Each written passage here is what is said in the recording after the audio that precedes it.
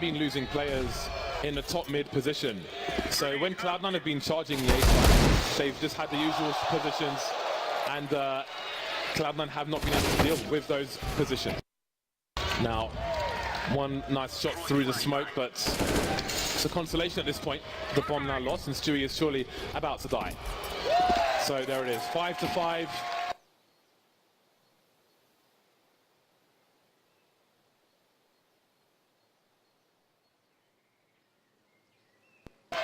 Cloud9 with the money to buy once again for the most part. Automatic's only got 3k, so somebody will be short, but all the success is now with FaZe Clan. This is a great situation for FaZe Clan. So much success in the previous rounds. They could really get a nice CT half here.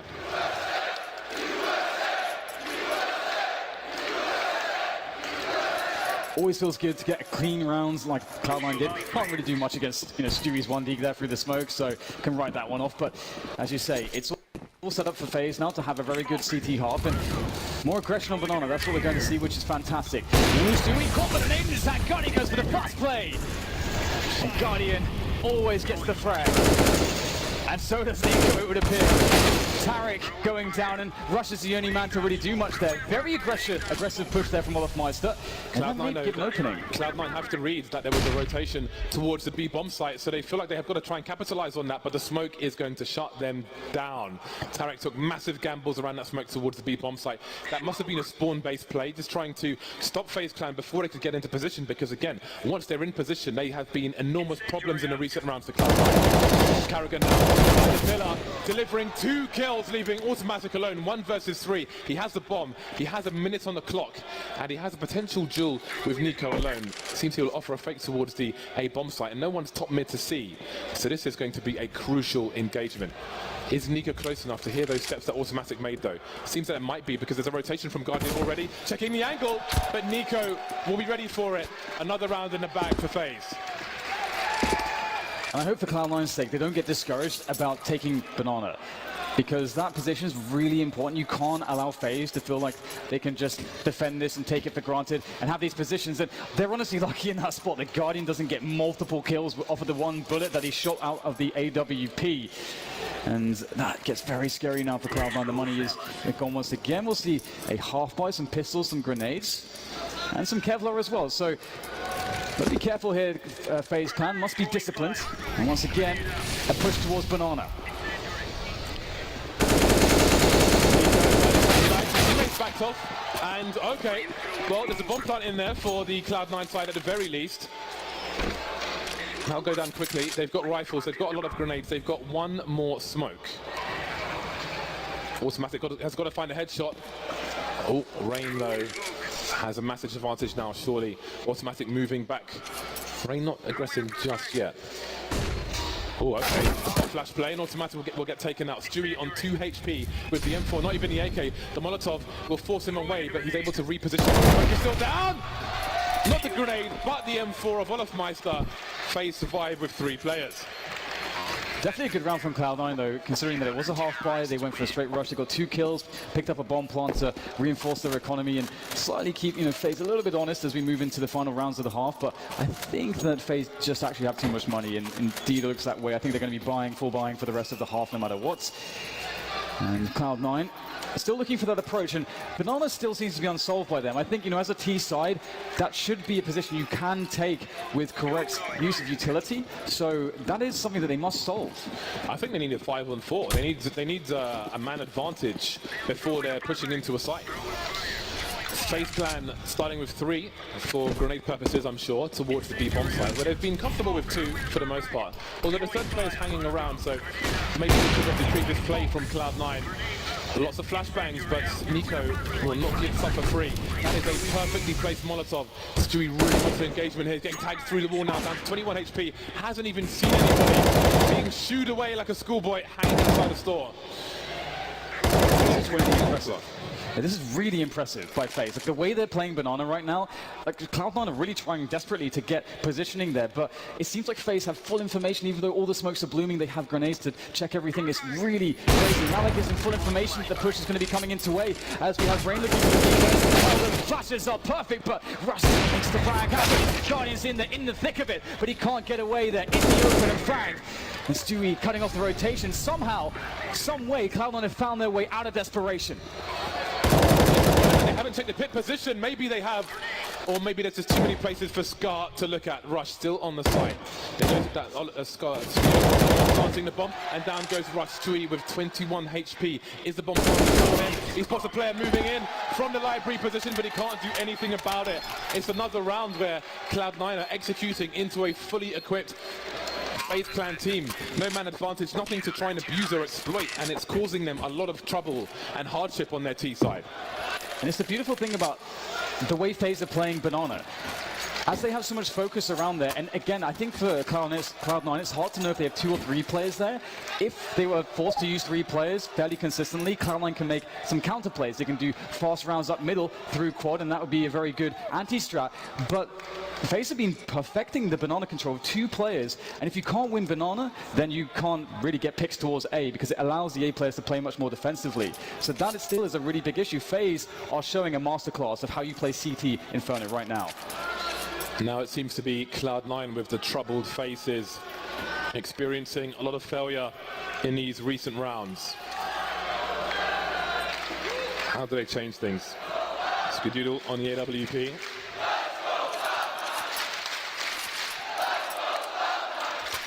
The fast plays up Banana haven't worked out. You could say the first one is something that will work 1 out of 10 times. Guardian bouncing through a Molotov to get a pick and managing to escape. But then FaZe Clan, they were expectant towards B. They fought around the sandbags and they held. So the fast play hasn't worked out for Cloud9. Will they continue in that ilk, or will they try and change it up? Skadoodle makes his way into the pit position. Oh, Guardian, I do wonder about that Molotov. Is that to stop a fast push? Is it to obscure vision of a sniper player? Because it's really hard to see through flames. Either way, he will not be. And this is what I was wondering if Cloud9 would approach Banana this way now.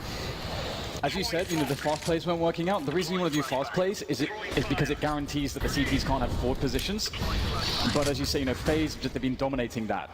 So the other way to play it is to just be very slow. Wait for the initial grenades to go away, then you retake it yourself with grenades. And you might need to use a few more grenades, but eventually you can get the control of Banana. And now FaZe don't have all the information. And this has been the problem for Cloud9 previously, because it gave FaZe perfect rotations. Yeah, FaZe Clan still have Guardian top mid. There's a minute on the clock. They haven't lost any players. They've been very good at not dropping a man early. Again, when these executes come in, you see, it's 45 seconds now, and Guardian starts moving back to the A site. So if Cloud9 want to take a site, they're fighting against all the members of that site every single time. 38 seconds on the clock. More grenades towards the A site. Guardian waiting towards Arch. He has a flashbang, so he could flash for a teammate towards short if he needs to. 28 seconds, 27 seconds still. 5-on-5 push of the A side. Everybody here for FaZe Clan who needs to be. And there's the first frag. The time is really a big issue. The spray can't be found there by Graham, and he gets one. Oliver are looking to defend, trade it out. Trace left, right, and center. Guardian, can he find the player and pit? This is massive. No, Skadoodle gets it done. And that's so huge. They can now go for the drop. 5 seconds to go. Oh, wow. Great return there from Tarek as Nico stands the last man in the 1v2 clutch. He's got a kit that gives him extra time. 3 places he could come from, maybe even 4, but it seems to have a good read. The laser lines are being held. Tarek is waiting for it, and Tarek delivers the kill.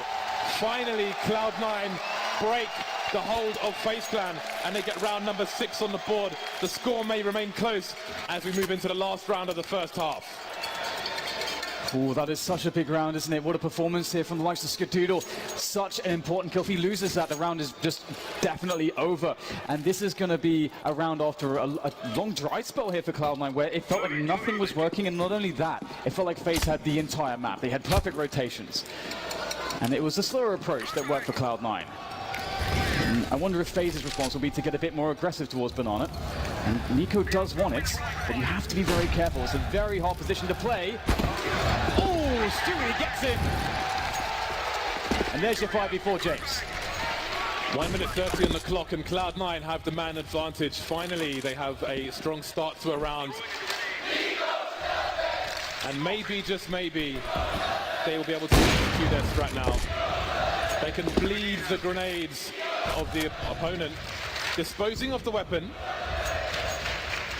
Carrigan has a 2nd and 4 at his feet in the B bomb site, which is interesting. I don't know why that's there, but anyway. 8-6. Minutes on the clock for Cloud9. They haven't pushed the CTs off of top mid yet. They need to do that regardless of if they're going to A or B. And you really don't want to see Cloud9 overplaying their hand here, this 5v4 advantage. As time does start to wane, we see the grenades starting to fly in. You see Rush is definitely offering a bit of a fake there, trying to suggest more players are trying to pressure in towards A than there really are. How long will FaZe fall for that though? Because they do, oh no, a player's floating away. The B bomb site is only on Wonder. He does the spot, and he falls back behind Smoke somehow, some way, gets himself a frag. But now it's the balance of the retake here from FaZe Clan. Are they going to play against the FaZe Clan? Because there's 18 seconds, the bomb goes down again. It's got to be collected, but there are so many CTs running around. Someone's got to collect the bomb and plant it. It's being collected. Tarek takes one in the face. Carrigan gets punctured as well. Skadoodle must hold the line. It could be 2. One to the left, one to the right. Both if the timing's right. Rain still alive. In the red, he's dead. Round number 7 for Cloud9.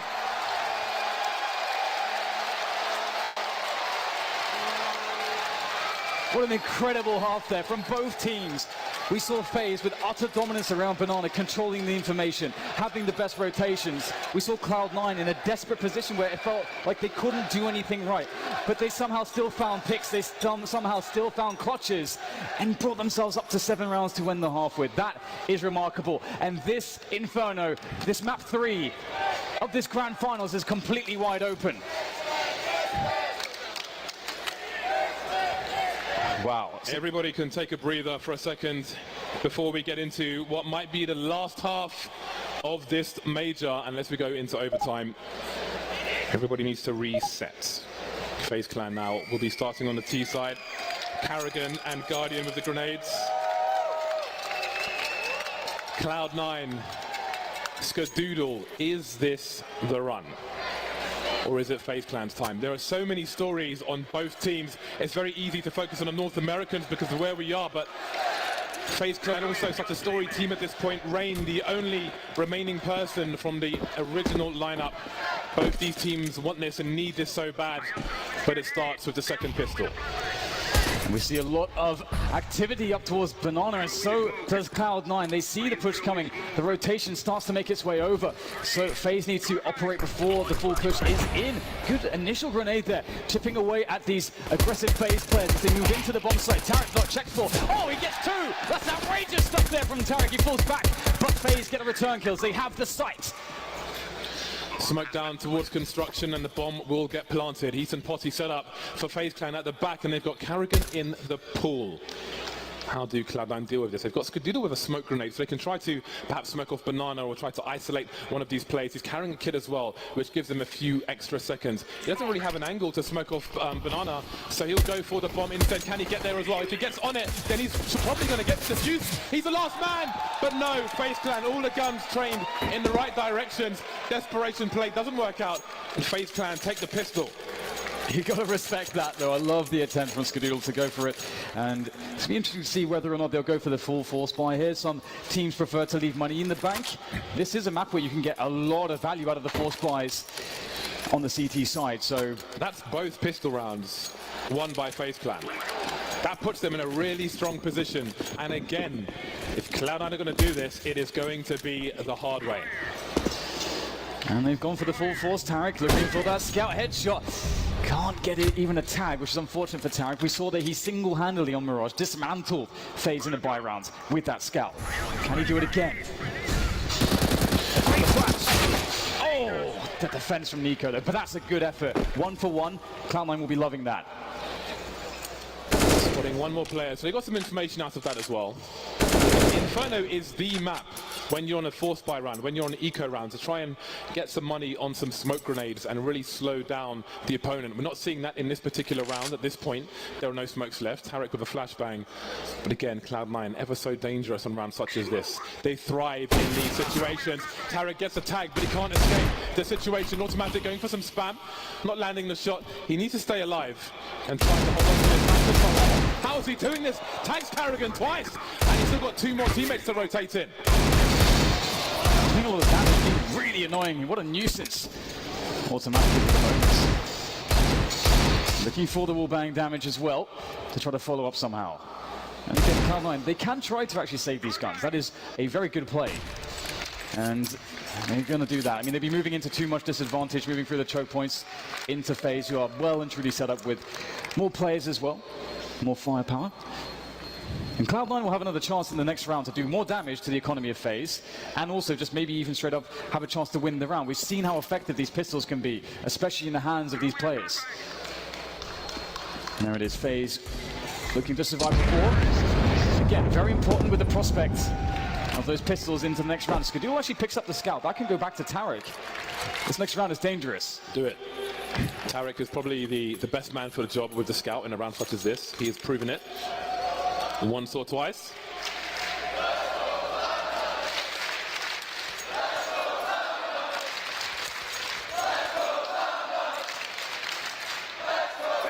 Right then, let's see what Cloud9 can do. Before they get onto the bye, good to see that Skadoodle is the top fragger for them at the moment. Hopefully he'll have a good half. FaZe Clan now, they need to minimize the losses in this round. They've got Karrigan and Rain to try and build some cash. They are the cash machine players, if you will, the ATMs in this round. And they can be more aggressive. If you lose a MAC-10 and your whole team has helmets, it's not the worst thing in the world. Triple short stack, and it will be 3 kills with those SMGs. Where the money at? Do they suspect Stewie, though? He's in a very funky position. Oh, the open plant. It's going to be a free kill. Stewie doing some damage right there. And that's going to be some small consolation. Tarek still has the scout. And honestly, he's got no Kevlar, so he might feel like he should just go for this. He's going to have a bye next round. He won't be able to afford an AWP, but, well, looks like he will be holding position for the time being. Perhaps looking for an overextension of one of these FaZe players. If that is to be the case, maybe there's an opportunity for him to steal away a gun, but it doesn't look like FaZe is really very much interested in this. They know there's no real value in killing him. With the SMGs in play as well, he may want to avoid those and not give extra money to FaZe Clan unnecessarily. Try to use the range as best he can, and perhaps Rain will give him an option as he's about to peek in. Not landing it this time, but funnily enough, because Tarek has no Kevlar, Rain has a very good chance of taking him out. And there he is, some bonus money made by Rain, lots of SMG kills, and that means more pressure to come from FaZe Clan, who are 5 rounds away from winning this major. Wow, that is actually an insane reality that we're about to... I mean, this is something, as we described before, this is the one accolade, this is the one achievement, the one milestone that 4 of the players on the FaZe team have. The organization itself within CS, one of the newer organizations that doesn't have as well. This is a trophy that they're destined to lift, and they're so close to it. But we've seen the resilience from Cloud9. We've seen them find that inner strength, and they've got a very poor situation on the utilities. They do have rifles at least, but they are lacking the AWP. This will be a very hard round for Cloud9. There's no doubt about that. Now we wonder if Cloud9 can avoid getting picked off early, as FaZe did in many of those rounds FaZe Clan won. They made it really hard for Cloud9 to have any success in the late round. FaZe Clan quickly taking Banana. Karrigan still with the MAC-10. He knows that there are likely to be a lack of helmets. So that MAC-10 will be like a Gatling gun versus these players. Skadoodle and Tarek, the only guys with helmets. Tarek as well. Got to be careful now. Look, my taking damage. There's a flashbang there. You see this straight from Tarek, but he can't get the pick. A rotation in from FaZe, and again now most utilities been burned from Cloud9. They've got a little bit left here as they look to go for the rotation. This is very scary right now. 50 seconds, this is a great timing for a push from FaZe. They've got Karrigan in there with the MAC-10 creating space, tapping away with it, finds the finish onto Rush, he gets one. Now Skadoodle back at work, and that is a beautiful kill. The bomb's down, they have the man advantage. The stats are really good from Skadoodle, but the work is not done just yet. Nico's alive, and he has 6 health. How is he alive still? I don't know how he's dodging these bullets. But can he secure the plant? Looks like he can. But his life is forfeit.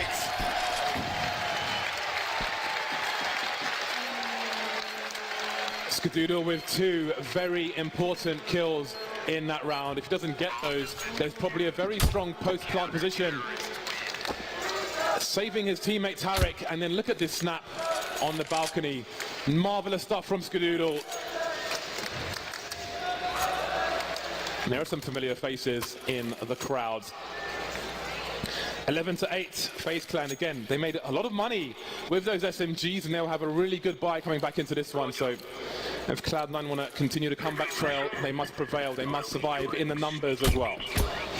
It's a really impressive round win again, just highlighting the lack of a sniper and utility in the previous round. And that really is going to keep them alive for quite some time. You can see they're fully kitted out at this point.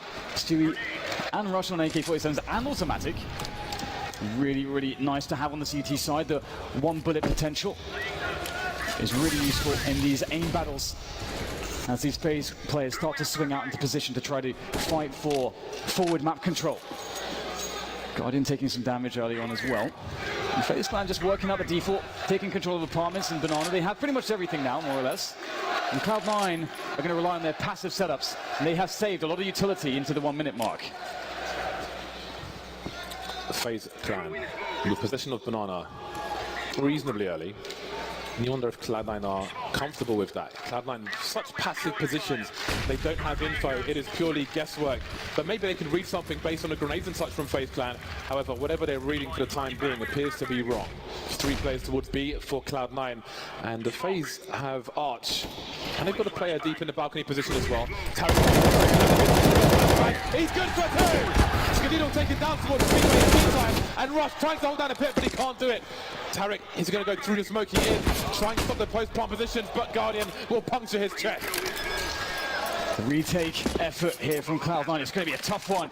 So much to work against. Guardian in position with an AWP. That in of itself is scary enough, but Karrigan and Olofmeister, despite being low, are still alive, and it's very difficult for Cloud9 to know just how strong they are. Not sure if that nade the oh, it's going to find Olofmeister. Bounces off the ceiling, off the skybox, straight into Olofmeister's face. And with that kill, Cloud9 know there's a chance the flashbang's good, but it's going to be Karrigan to get the kill here. All down to automatic, tapping against the players. He knows they're both in pit. The time is against him. The fake flash is not going to work out. Goes for the tap. They know they've done it. They know he can't win against the time. Guardian will survive, perhaps.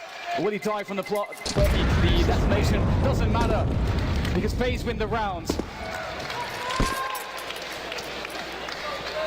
Another round in the bag for FaZe Clan. Such a great play from Tarek, but what happened afterwards? Rush was on his own in a pit position, facing at least 3 players. Too much to ask on this occasion. What a grenade, though. But again, it's a small highlight in a desperate round as far as Cloud9 are concerned. We see FaZe Clan in the house as well. 4 rounds away, 4-round lead for FaZe Clan. Cloud9 on the buy once again, but it's far from ideal. Skadoodle not on a sniper rifle, he's on a Max 7. That's not a very fun prospect, I've got to say. Bringing out the Max 7, definitely a sign of desperation. You're absolutely right. So what is Skadoodle going to offer up with that? We'll have to wait and see. They're going to play passively in this position. Again, you don't really want to have Skadoodle have to play alone without a crossfire in the sights. So he kind of commits his teammates to play passively with him. He can't really take information peaks either with that Max 7. It's very much for the close range purpose. And FaZe with the top mid smoke will start to take control towards Banana. And again, Cloud9 passive there as well. They don't have top Banana control. And FaZe can decide to just explode in here. Either option's good. They have all the utility. And we know they have the executions.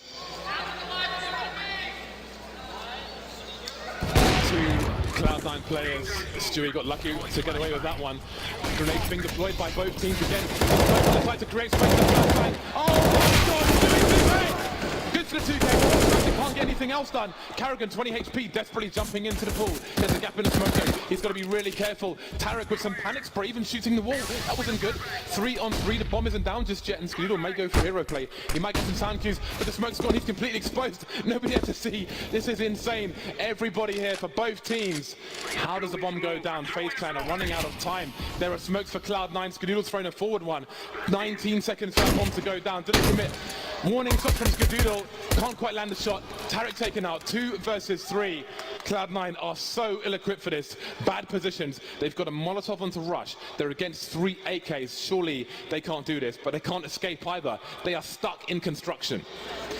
Oh, it's such an awkward position, isn't it? I mean, Skadoodle, that Max 7, maybe in another world, with another gun, he makes a forward play around the smoke that he dropped, but it's just so awkward. All they can do right now is try to just survive. They've got the Kevlar. And Cloud9, they really need every bit of money they can get and every bit of utility to bring into the next round. Rush is carrying an incendiary there. In FaZe Clan, moving to 13 rounds. They are looking really good for it right now. Cloud9 are having a very hard time. They're up against a wall. Their economy is not in a good place. Stewie did his best, but it wasn't enough this time. How much do they have left in the tank? Again, such a good start to the round with the 2K, but he can't do anything else. Funnily enough, he would have got a third kill through the smoke, but the player popped out for FaZe Clan at just the right time. And this is such a fantastic situation for FaZe Clan because Cloud9, their loss bonus was reset. Their money sucks, and they are investing again. They're going for the force buy again. 13-8, FaZe Clan they could barely be in a stronger position than they're in right now to win this major. For one thing Cloud9 have shown us is they don't have fear, and they've got a lot of cool pop flash plays. We saw it before against these players on Banana from FaZe, suffering into pop flashes, the peaks with the CZs. No playmate just yet. FaZe Clan on a high alert here. They suspect these plays, but they're going to make some of their own. They start to push in. Stewie shuts down one. Stewie shuts down two. And now there's a chance here for Cloud9 in a round where they're so under-equipped. Karrigan trying to capitalize on it, maybe a rotation towards B, but there is none. And the bomb is at the very bottom of mid, and now automatic to the bottom of Banana. So I think it's Rain who's trapped almost in T-spawn with the bomb. 2 versus 5. What a response from Cloud9. Such a terrible buy, a disastrous buy for them. And they haven't lost a single man until now. And what an upgrade for Tarek, the AWP. And now it's Rain on his own. Automatic at the bottom of mid now. They know where FaZe Clan aren't, and they know where they could be. So Rain is surrounded. 3 people around the A site. Tarek in the site itself, holding an angle right here, right there. Goodbye, Rain. Cloud9, they're not far away. They need a lot more rounds like that, though. Yeah, it's so good to see for Cloud9's sake that Stewie came alive there, hitting his shots with the AK. Such a huge moment for them, winning the fight at Banana, forcing FaZe to go aggressive elsewhere on the map. Otherwise, they get flanked. This is so huge from Stewie. The 2K, holding it for automatic. His support not even required, it seems. And Stewie's feeling it. There's a good chance for Cloud9 to get the equalizer. I think we will see a round reset because it seems Olofmeister did an auto buy. He's bought an MP7 and armor, which is almost never a deliberate decision. FaZe Clan's money is really weird here. Some people can buy it, some people can't, and they have a 4-round advantage to play with. So there are questions to be asked, but first I'm sure will come a restore of the round. There it is, you see it on your screen. Olofmeister at 2,800, so please just unbind the auto buy. And there is, I believe, Rain's girlfriend on the right and Guardian's wife on the left. Oh, come on, guys! Wow. Come on, guys. You guys are savages! They're innocent people, damn it! Well, there's loads of options here for FaZe. That is for sure. They have a spot where they can actually... we're going to see an interesting choice, in fact. We're going to see the AKs coming out. I actually suspected that they would go for maybe just a half buy some pistols and some utility, try to get a bomb down, try to get some frags, but they're actually going in with this. As you said, the money is so weird. We've got 2 AKs, a Galil, a UMP and an MP7. So the MP7's back after all. And a handful of utility. A fast round, perhaps, as they start to make their way up second mid. And Cloud9 don't have any 4 players to spot this just yet. This could be very surprising. Focus from FaZe Clan is Cloud9's economy. Skadoodle unable to escape, standing there with the CZ. He can't run fast enough. What is going on in this round? They're losing the A site. They're getting absolutely annihilated by FaZe Clan. Reminding Cloud9, do you know who we are? And look at Cloud9's money. They don't have any money. This could not happen. This is the worst possible time for it to happen. The 2 AKs here from Cloud9, that at least trying to make a play with automatic, but you can see that Stewie's very, very defensive. He wants to hold on to that. They know how desperate the situation is, and it's actually kind of important for automatic to find his way into a kill. And there it is. Now the kill is going to be very important to allow him to fall all the way back. And now FaZe, if they want to try to take him down, they have to be suspicious of every single angle. So the aggression there shown by automatic allows him to play passively and give additional chances for him and Stewie to stay alive with these guns. And they are so crucial for the chances of Cloud9. We saw what they did with 1 AK. This might be a major winning round from FaZe Clan. The implications of this are absolutely insane. 2 rounds away. Reset Cloud9 again. This has to be the round of their lives, quite literally. Otherwise, we're looking at match point FaZe Clan.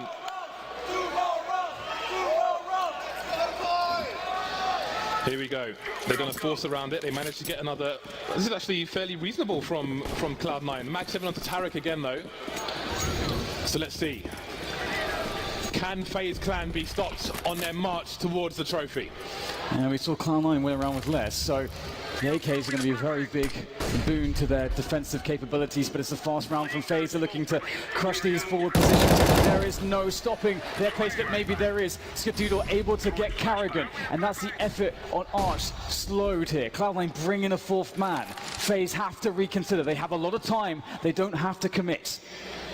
FaZe put the brakes on, and that's really important that they still have the focus to do that, because that could have easily collapsed around them really badly. Tarek someone to peek from the balcony position, and now 2 players towards the arch area, but Automatic is hunting. Nico getting out of flying Mag 7. Are you serious, Tarek? It's 5 versus 1. They haven't lost a single player. How on earth are they doing this, Cloud9? Again, against all the odds, back against the wall, they somehow find something very special indeed. Cloud9 reached 10 rounds, 4 away from FaZe, and 6 away from a major title. This is going down to the wire when you're almost against match point, and you have to have a flying Mag 7 to get a kill. Desperate times. Cloud9 hanging from the edge of the mountain by their fingernails. FaZe Clan close to scaling it. But for now, they're on pistols. They won't repeat the same round they just had. They will save one. The Eagles are out, CZs are out. This is still a very dangerous round for Cloud9. They cannot rest at any point in this match. Ooh, there's a good start from Skadoodle. The challenge is taken by Olofmeister, but he's going to fall. And now more challenges to be taken around Banana here. Testing the Cloud9 defense, but that has proved to be fatal. And there again, you can't test Skadoodle. A second kill. And FaZe are running out of players in this round to try to pick off Cloud9, and it's a very hard spot. They have only a single flashbang. How do you make that work? Where would you throw the flash, James? Everywhere. Skadoodle still leading in the frags for his team. Great time to lead by example, Monsieur Skadoodle. But will it be enough? Cloud9, such a difficult series for them altogether. Still the underdogs, 4 rounds away. FaZe Clan trying to do damage. Any kill here for FaZe Clan is huge, because Cloud9 catch really. 2K waiting, baiting and eliminating. 11 rounds for Cloud9, 3 rounds away from tying the score. And FaZe, they don't have much money to fall back on. This is starting to get kind of desperate, and we've seen both teams just swing in momentum consistently, and now that they're starting to run out of money and chances, that's when the pressure starts to mount. That's when the nerves could start to creep in, the doubt could start to be there, but they've proven themselves up until this point. They just have to get it over the line, and here's the big buy from FaZe. If they lose this one, we can expect Cloud9 to get up to 13 and be close to equalizing. Cloud9 playing an incredibly crucial round from that perspective. And FaZe will start with some passive take of the banana position, but Cloud9 showing that they aren't going to give it away for free. Yeah, Cloud9 seemed content with giving them banana early, and now this here gets scary for FaZe Clan. Now the investment comes in. Olofmeister being forced away, but he will re-smoke, which also benefits the CTs. Will we see some spray from Stewie? We will, but he will back off, not overextending. Olofmeister saying we're still here as well. But again, it's a T-smoke down on banana at the moment, which means banana is closed off for even longer than it otherwise might have been. The players around the apartment have sort of slowed themselves. They've taken apartments, FaZe Clan that is, but they sort of are holding their horses for the time being. A very passive approach from FaZe. They really want to get top banana first before they start to burst into top mid. Bomb still down for FaZe. And look at this, a late retake here from Cloud9. The flashes are in. Stewie goes in front. Nico gets 2, and that is huge. Now Cloud9 are up against it. FaZe sees the opportunity, but Tarek, the only man, the last line of defense on the B side, to be stopped by Olofmeister and his AK. This does not a good look for Cloud9. There was no rotation from Cloud9 on the A site. When Tarek went down, they started moving, but That's such an interesting situation, but we'll come to that in a second. Skadoodle picks off Carrigan. Are they going to push towards the B bomb site? Cloud9, the bomb isn't down just yet, and that might spur them on. And yes, they are headed now in that direction. So we'll look at the beginning of that round a bit later on, but what can they do? They've got 4 flashes, a Molotov, and a HE grenade. The run boost as well. Oh god, it's so desperate. They both have kits. Can they get the grenade down? Will Guardian jump the gun and peek them in advance? Here comes the molly. Skadoodle flashed off though, and Guardian tries to escape. He makes it towards the oranges and the HG grenade. But this is only one player, and he's still alive. 3 HP. Cloud9 are at the point of no return. The bomb is far too thick. They cannot win this. They've got to run away. They have to run away. They've got all the kills, but they won't win the round. It's match point phase. Going back to Banana then. Stewie was holding a smoke grenade. I think he might have been a bit greedy. He was holding a smoke grenade for the longest time, especially with the T smoke earlier on. There's 45 seconds left. He could have deployed the smoke grenade, and it would have been really hard for FaZe to get anything done, but he held on to it. The flash came in. He tried to run past his teammate. He ran into his fire. He took damage from both directions. What a disaster. Match point FaZe. They are on the cusp of winning this major. And you said Cloud9, if they wanted to do it, they'd have to do it the hard way, and there's no harder way than trying to play against FaZe on match point. They are looking to try to close this down with a very fast fashion here, moving up Banana with speed, and there is no way Cloud9 can hold on to it. They have to fall back into the site. FaZe have exerted a great deal of pressure very early onto the round, and they've got so much time to play with as well. And Cloud9, they do have 2 ops. They have maximum utility, but they are forced to play with no information. Cloud9 have a lot of grenades right now. They've got a lot of smokes and everything else, and they need to use them wisely. Molotov goes down before the smoke in top mid, and the smoke will go down afterwards. 1 minute on the clock. Again, Stewie towards B, still has a smoke in the hole. Automatic still has a smoke in the hole, but they've got passive positions. They don't know what the situation is on Banana. But now we're at the sub 1 minute mark. We need to get those smokes going. Olofmeister maybe offering a fake towards the B-bomb. Comes in towards the in the smoke. Skadoodle taken down. Tarek's got to go future. He's got a crossfire with Rush. And he's exposed, but he goes down. Rush is alive. 4 versus 3. Spotting 1 player, maybe 2 towards the other position. Now Olofmeister's on short, but it's a flash. And he's taken down. Tarek is not done with this major yet. And here it is. Tarek! They stay alive for 1 more round. Cloud9, they were forced off of all positions, except the very final one that counts the bomb sites, where Tarek held on valiantly. And it was amazing to see the desperation drop of the smoke, spinning around to find the spray kill on an opponent at distance. That really shows you the composure and the class of a player like Tarek and what he adds to the team. Timeout here from FaZe, and they definitely need it. Cloud9 are dangerous no matter the situation. FaZe Clan, it's their turn for economical disaster. $1,500 on most of the players. What do FaZe do? Do they force buy in this? It seems like they might. Lots of discussion on the team as to what they should do. Investment being made, not leaving much in the bank. It's going to be a close one. It's going to be a close one. FaZe are playing to win the major in this round with these pistols, with these flashbangs, with these smoke grenades. It's a very tough ask, but we've seen how explosive they can be, and sometimes the timing is just very overwhelming. And Cloud9 will be resting on, again, a huge amount of utility to use, and that utility will be so key in slowing down the pushes of FaZe. And FaZe don't have much in the way of smoke grenades to nullify the incendiaries. They don't have much in the way of flashbangs to counter-flash the CT opposition. So it generally is very, very difficult for them to get onto a bomb site. And that is why Cloud9 are holding very passively. They don't need the information. They have the utility and weapon advantage. And FaZe look like they want the final destination of this round to be B.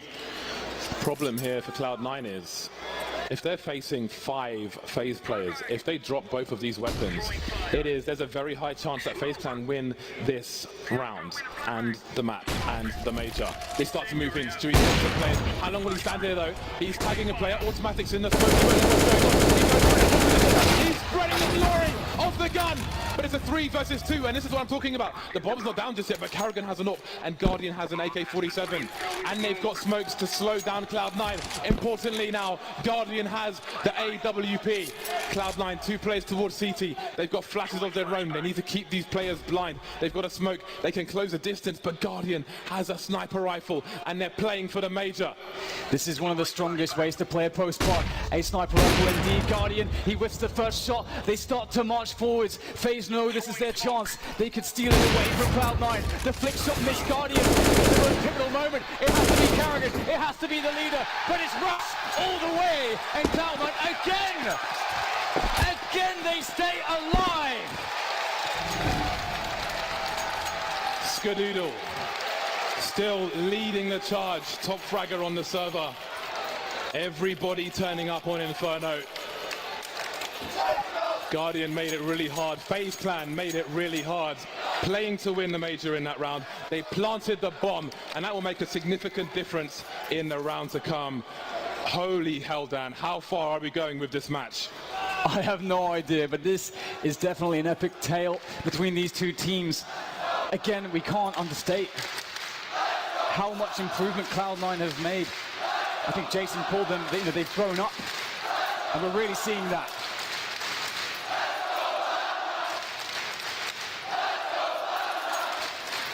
You better keep those voices up, because pistols are being purchased. The CZs, the P250s, the smoke grenades. FaZe Clan will try to thrive on the bedlam in the anarchy of this round. FaZe Clan need a bomb plant once again to get that max buy-in. Cloud9 double snipers. Skadoodle, I was going to say, may feel confident to go for a peek down mid, but you never know if double nades are coming, or even more. FaZe Clan closing the distance again. FaZe Clan moving through the apartments, all the close quarters areas. Will there be a smoke on the balcony? Will there be flashes? Will they make their way into the pit? The utility is certainly scary here from FaZe Clan. They can definitely get a lot out of this. And it's a round where Cloud9 are playing a slightly more forward setup than the previous one, which looked very scary indeed. And this time they have Stewie with the AWP holding an angle. Not expecting to be bested on that angle. He has an AWP and he knows that it's not a possibility for them to have a rifle or an AWP. He must connect the shot though, and he must stay alive. It's so critical that Stewie does not die. And he goes to the flick, gets the info, and he falls back. He's still alive, and FaZe have not pushed the position just yet. You see, the teammate had the flash. As soon as he fires a shot, the flash comes in. But again, if FaZe charge that site and pick up weapons, we saw how hairy it was last time, and they still have Kevlar, and it seems they're going to do it. I don't know. I think they're trying to draw a third player over towards the B bomb site, so maybe make a push towards A. And Cloud9 again, they don't really have the info. Skadoodle was top mid, keeping an eye on things, but he's been moved from his position. He doesn't want to go back. He's too afraid to do it. So it seems it will be 4 versus 2 on the B bomb site. Olaf Meister trying to keep around the smoke, but look, the rotation's being pulled. Automatic coming off his position. The smoke, the flashes, automatic blind. Stewie needs to land some shots, and he is. 2 shots for him. Don't take out your teammate. He's got to stay alive now. 10 seconds for this one to go down. He must stay alive. Stewie is going absolutely crazy on the B bomb site. There's no time to plant the bomb. It's too late. The money's not there. One more round.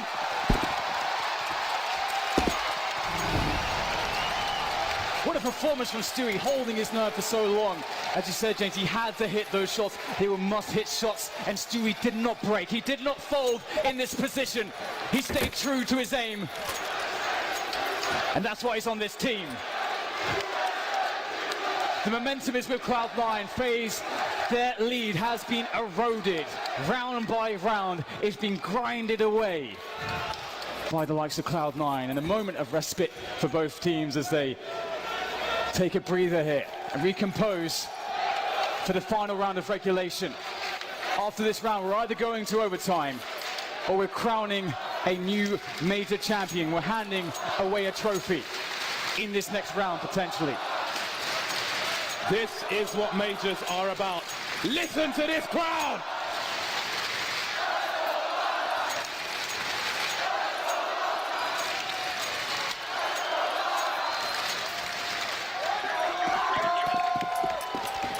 You see the issue with no bomb plant. Guardian has no helmet. Karrigan's on a UMP. This is what they're fighting for the major with. However, it is FaZe Clan. It doesn't matter what they have. It doesn't matter if they've got Kevlar or if they're naked. If they've got rifles or if they've got pistols. They are always capable of taking a round down. Absolutely, they're taking a slow approach here on Banana. They're respecting Cloud9 and any aggressive plays that they may offer up early into the round, and instead waiting out the grenades. And as you mentioned, they don't have maximum utility, so they kind of have to take this approach. Stewie with a quick flick shot through the wall won't land anything, but he will feel the presence towards Banana, and FaZe are playing it slow. They're running a default in this round. Quick Molotov to, if Stewie was on the angle, forced him away. I think going to go in with this, looking to maybe make a peek here, force Stewie back again perhaps. And Stewie not to be tested just yet. Cloud9 don't move a muscle. So much presence shown by FaZe Clan, but they're staying steadfast on the A site. They're playing passively. They're playing to put a stronghold on A. Here come the grenades. FaZe Clan trying to force the CTs back on A, but they're already back. They're pretty chilled out, and they are not taking any bait at the moment. 38 seconds, and look at the grenades. There are so many nades here for Cloud9, so many counter flashes. They can really slow this push, but they've got to be careful. The balcony might be a problem, but they've got Rush in the graveyard position.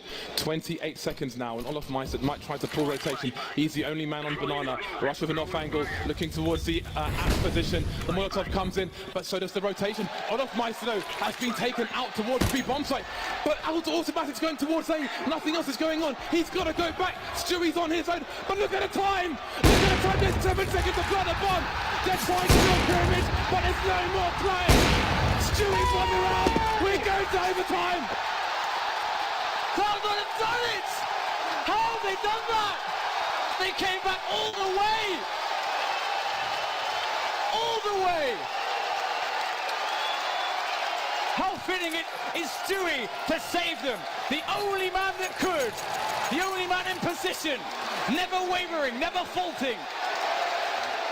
They give themselves another chance, and you have to wonder where are FaZe's heads at after that one.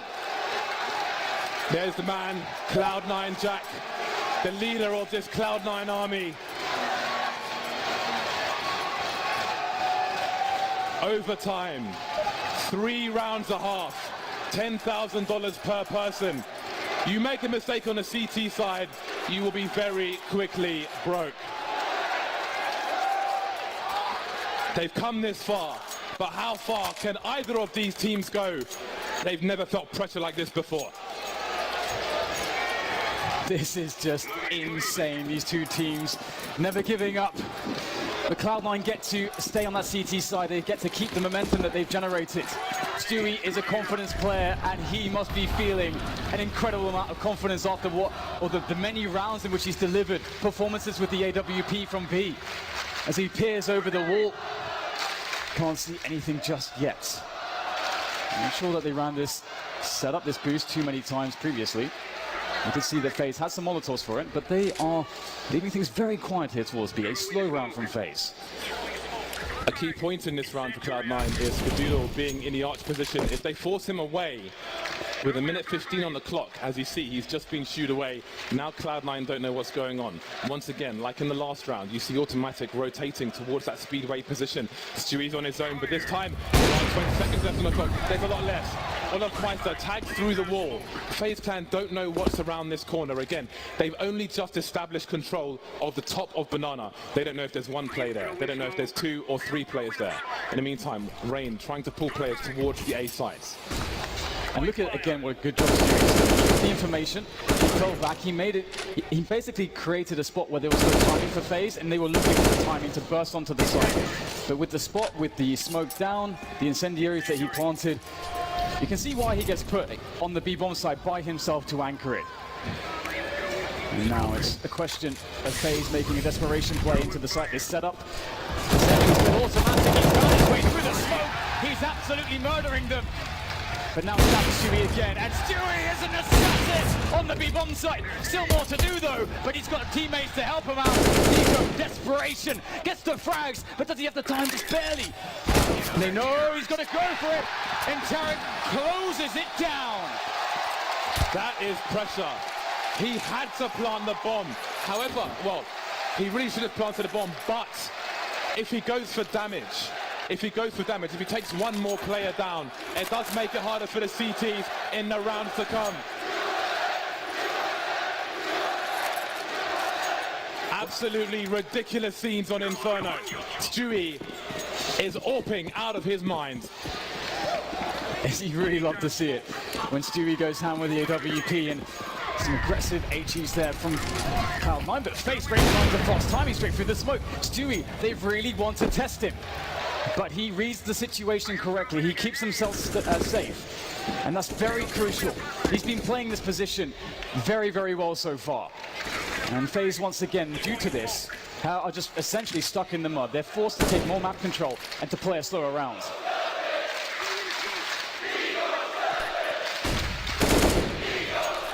Three FaZe Clan players, four FaZe Clan players in the banana position now. And it's Karrigan who's top mid.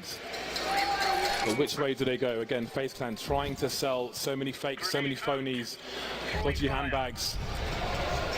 But Cloud9 are not buying, and they creep. FaZe Clan have cut the noise at the minute mark. They slowly move towards their bomb site of choice. And again, Cloud9 are content to wait, just as FaZe Clan did in the first half of Inferno. They will wait. They will force them to fight against a strong CT side. And there's the arch smoke. Skadoodle's in position though, and he's got teammates to play off of. In fact, maybe Tarek is going to go for a pop flash play. He's very close. Skadoodle is going to go for the peek. Hits the first shot. Rush covering from pit as well, doing a great job as they fall further back into the site. Cloud9's defense is looking very strong indeed. Rush back at it again from the pit position, and it doesn't seem like there's a way to stop Cloud9 now. The CTs are everywhere. Nowhere safe for Olofmeister, hiding in the corner. 2 for 2. First team to 19 rounds will win this major.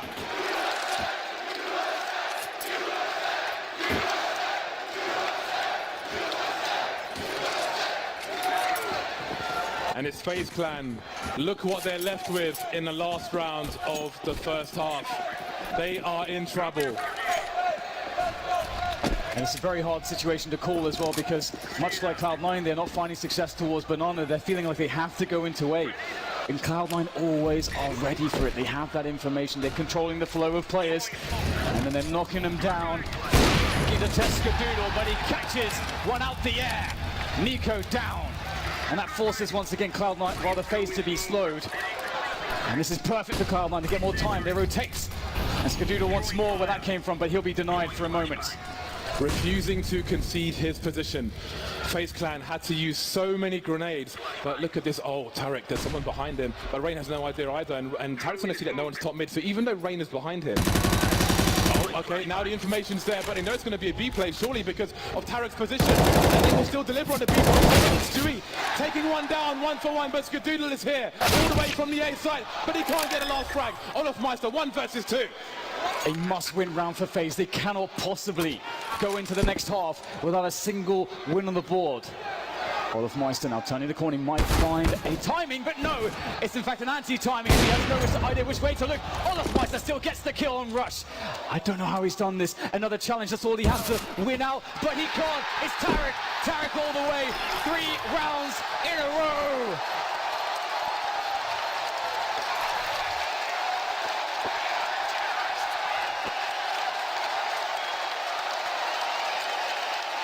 Match point Cloud9. Not 1, not 2, but 3. 3 chances to take that trophy. 3 chances for a North American major, for a North American team.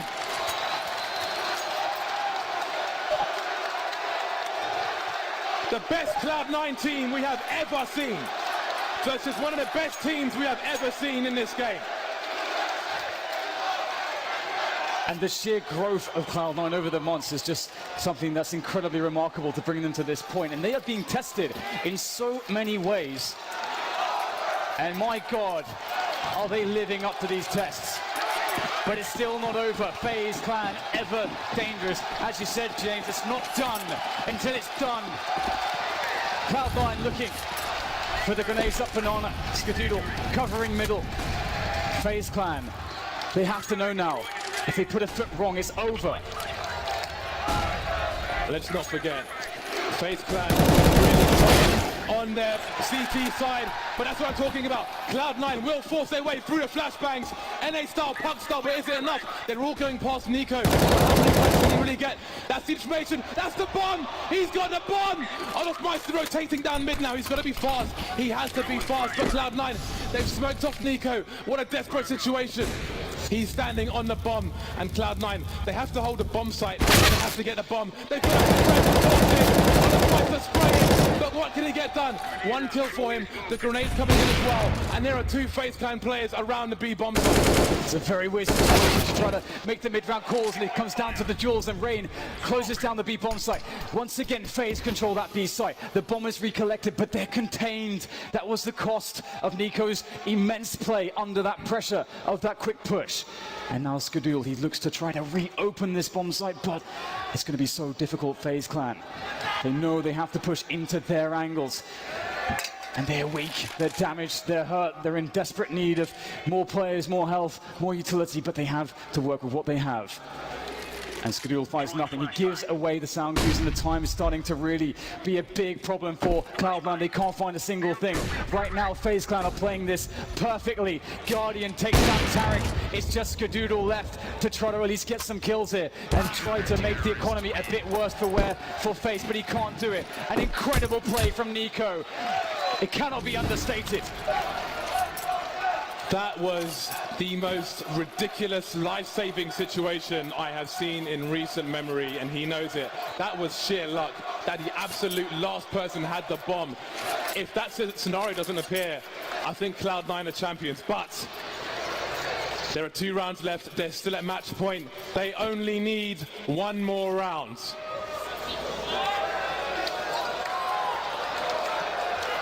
FaZe Clan are in such an insane position. Cloud9 have forced so much respect in the way they're playing the game right now. And they're a very stylistic team. The aggression that they offer and the kinds of plays, explosiveness that they have, the way that they use the AWP, they're a very different beast altogether. And they've matured themselves into one of the best teams in the damn game. And FaZe Clan, they need 2 in a row. This is so difficult. But at least they have all the gear to do it. One of the best finals of the best game in the world. 2 rounds, a possible 2 rounds remain, at least in this overtime. And again, FaZe Clan fighting for Banana. Takes some damage, but manages to escape. Expectant of Cloud9 perhaps. Tarek taken down early, 4 versus 5. And again, going back to the first half of this entire map of Inferno, Cloud9 really struggled to get that man advantage early. They've changed their approach on Banana. This time it hasn't worked out for them. And this is something that Cloud9 did to FaZe, but the flash through the smoke, that's what Stewie does best. And they'll push the issue there. Able to make sure that they can get the map control they need at the timing that they need it. They will not be denied this portion of the map, but now they need to decide, do we retake more positioning towards the Banana side of the map, or do we try to go with this? FaZe are playing it passively. They're going to rely upon their setups in the bomb site, rely on each other, rely on Guardian, although he may be smoked off here. Cloud9, 30 seconds to make the play. Automatic still in the Banana position. He needs to do something to pull rotation, unless they're going for a really late rotate. Cloud9, what is the play here? Oh, they're going to wrap, aren't they? They're going to wrap towards the B bomb site, but they're running so slowly. Oh, what is going on here? They're going back towards the A site, but still, Olofmeister is the man in the site. Our Guardian straight down, but they're not ready for Olofmeister. They have to take him out, and there's the frag. It's 2-on-2. They're on the wrong bomb site. Nico by the library position around the smoke, and he gets a frag. Down to Stewie 2K. Would you have it any other way? He needs to find the ace to win this major.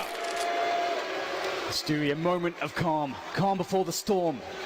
As FaZe set up their approach. How does Stewie read it? It's a very hard position to deal with. Looking for the correct angles to play with. Never he need a result is now. There's one. Stewie, can he do it? Can he do it? No! Stopped by Carrigan. FaZe stay in this.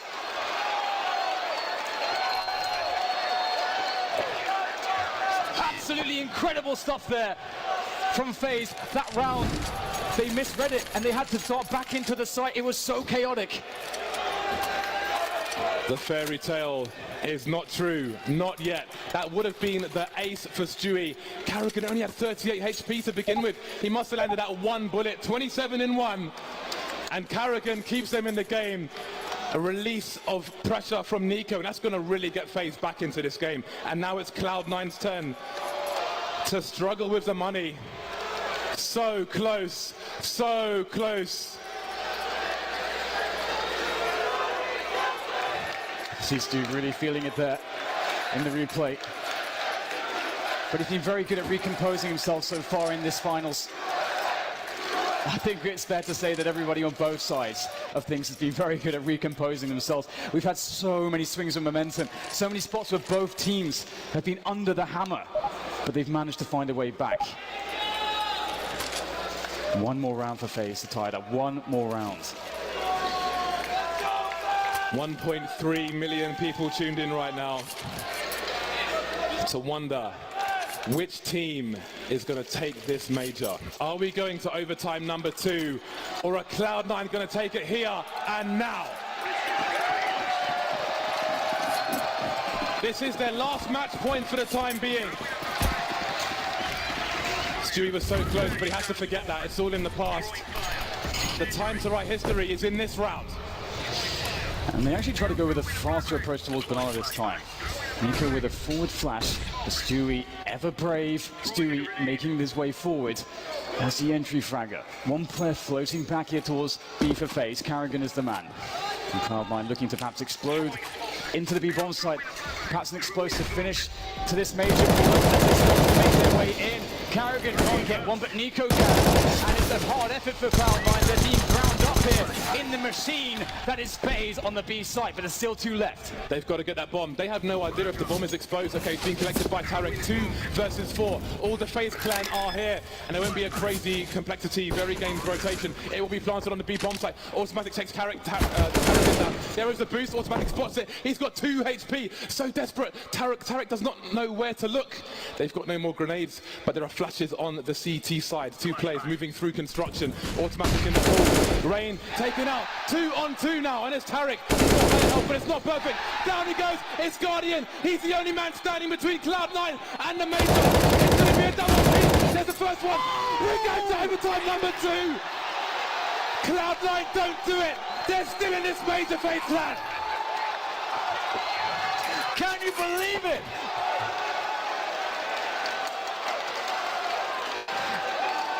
I can't even find the words to describe this. Actually, this is just so incredible from both teams. We're going into it again. What an emotional roller coaster for both sides. They had the double peak. I do wonder if Automatic, I don't know how fast he popped up there, because once Guardian is exposed to the guy in CT, it's guaranteed 2 versus 1. He has to peak immediately.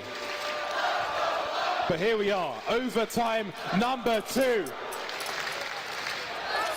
Cloud9 had 3 match points. And now it's 18-18. We look to the first team to make it to 22 rounds. I think both these teams might be carried off in stretchers after this is finished. This has gone on for so long. Absolutely. I can't imagine a more draining situation for both teams. Just being on the edge, the cusp of victory, again and again for both sides, and being routinely denied. Going from elation to severe frustration and disappointment on repeat. And we get a bit of a pause here as we go into that next overtime, but here we go. The countdown's begun for the first round of overtime 2. As these teams are both reset, FaZe will definitely feel good with that clutch from Guardian. What a god saving them in that scenario, and they'll stay on the CT side. FaZe clan now with the double snipers. And again, this is an all-in play. If you lose this round and you get wiped out, you have immediate problems on round number 2. Automatic now with a forward play towards A. I don't know if Olaf Meister's heard him. Oh, the barrel is being spotted. And there's another part for Automatic. The trade frag is there. Watch his head to take Rain down. There's got to be a rotation. Tarek, 3 big for the smoke, but it's 2. Guardian, buy one, get one free, and that keeps FaZe Clan in this round. Guardian keeps just turning it around on his head. Unbelievable stuff there. But still, the positioning good, despite the player disadvantage for the Cloud9 players on this A bomb site. And FaZe are taking their time to set this up. They need correct spacing. They have utility to use on these positions. And there's a quick flash from Rush there to slow things down. Time is starting to run low here for FaZe Clan. They have to move forward. Skadoodle repositioning after the first frag. It's both now from quad here for FaZe. Cloud9 cross it. Skadoodle gets one. Skadoodle can't get the third. It's Nico with 12 health. Is there time though? Is there time? I'm not sure if there is. It's going to be a close one. And he's done it. FaZe Clan take the lead in overtime number 2. He was the only man with a defuse kit, and he was the only man to survive. Anybody, if he gets taken down, the round is theirs. That is absolutely ridiculous, and they know it. He was the only man with a kit. But this double, that's ridiculous. Both trying to play the edge of the smoke. And perhaps that was the mistake, but lucky for them, Skadoodle did just about enough. With FaZe Clan, they will get that round. The damage was done, and as you said, it is very impactful for the CTs when they go double AWP. So now they're stuck to just one AWP. They'll fight over Banana. It's something that worked out really well for them in regulation. Very dominant there, forcing Cloud9 constantly to make plays to A, and they could cheat players towards the A position as well. But FaZe are actually going fairly aggressive here on Banana, and perhaps they're looking for a fast flanking play.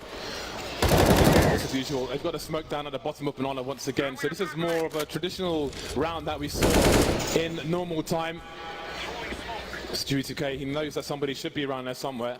He is the lurker towards B, and he will look for them. We'll see if he can open things up. If he does, there may be a charge towards the B bomb site. Carrigan, the in-game leader of FaZe Clan, being entrusted with half of the map at the moment. FaZe were comfortable with 3 towards A in normal time, and with 4, situation's even better at the minute mark now, and Stewie's moving away from B. This one, he could do this before, but this time he's been discovered. Tarek will take him down, and it's a 5v4 for Cloud9 with 40 seconds to go. And Carrigan, he can't reposition.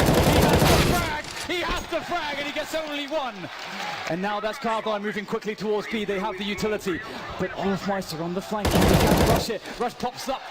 And Rush is knocked down. Whack-a-mole there for Olofmeister. The Guardian still in position. They managed to get there fast enough. The bomb has been planted, and Cloud9 out of this advantage. Tarek, brave enough to just hold the bomb plant. He knows Guardian's in construction, trying to back off, trying to reposition. Sees him, tags him, but doesn't frag him. Holding him once again, but does he go high, does he go low? It is a dance, and now they can see multiple angles. Tarek going, takes Olofmeister down. Guardian under 11 HP. Rain peaks, and he gets the angle now. Superior angle. Is there a defuse for the CT side? They're not on it just yet. They're spamming the grenades. They're touching the bomb. And now goes Rain. And now the bomb is trying to defuse it again, but no. Guardian gets taken down. Absolutely unreal round from Cloud9. And the score is tied. Tarek is the god. Automatic was essentially his cameraman in that position, waiting for the moment to actually trade, but Tarek didn't even need the assist.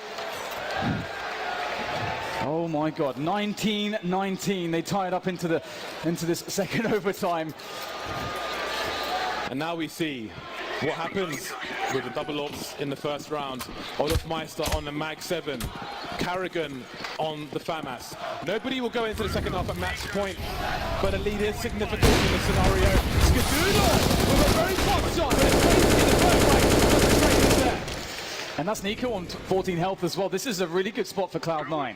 Not only being a man up, but no utility for FaZe. If they set this up well, they'll be okay, but FaZe, they can make forward plays. They know they have to create some action here. They've got to equalize things by taking out Cloud9 players, and they're using the Mag 7 in the apartments. Rain as well can offer a bait, potentially. As Olofmeister goes for the peak, I think he's been spotted now, and the bait is for Rain, but he can't get the kill. Automatic dashes down the stairs. Olofmeister cannot punish, and Cloud9 look very good for this round. A side is open for business, but Cloud9 will make sure they check absolutely everything.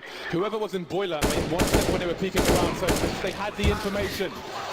Nico takes it out, leaving Guardian alone. 1 versus 4, 50 HP, nothing to lose. He's got to go for this round. And they're going to hunt him anyway. So there it is. Cloud9 take a 1-round lead, moving into the second half again. First team to 22 rounds wins this major.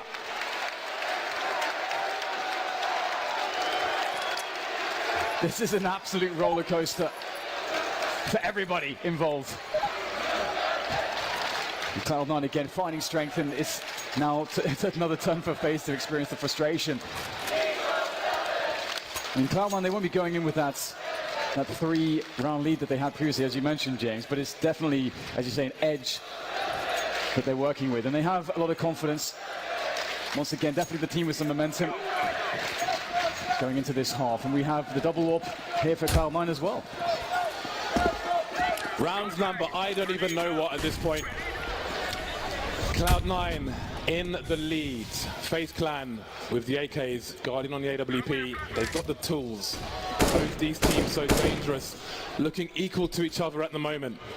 So many rounds. Cloud9 ran this in overtime pretty much every round. They were comfortable with the 2 people towards the B bomb site. They weren't scared, they weren't afraid. They didn't over-rotate. They barely rotated at all. Even when FaZe Clan pushed when there were only 2 people on B, Cloud9 managed to prevail.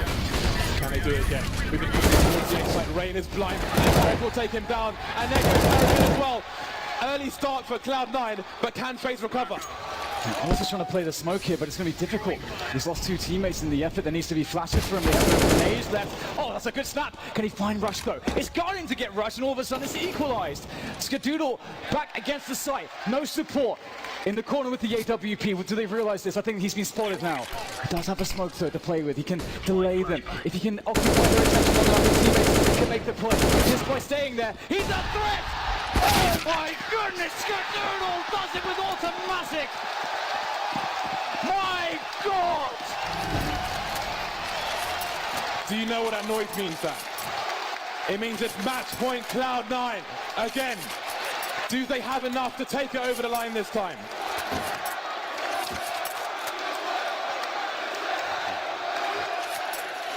Two more match points for Cloud9. They've been here before. They continue again with the setup that continues to be successful for them. The 5 players in the server, the chat moderator, analyst behind them. Can they win this major?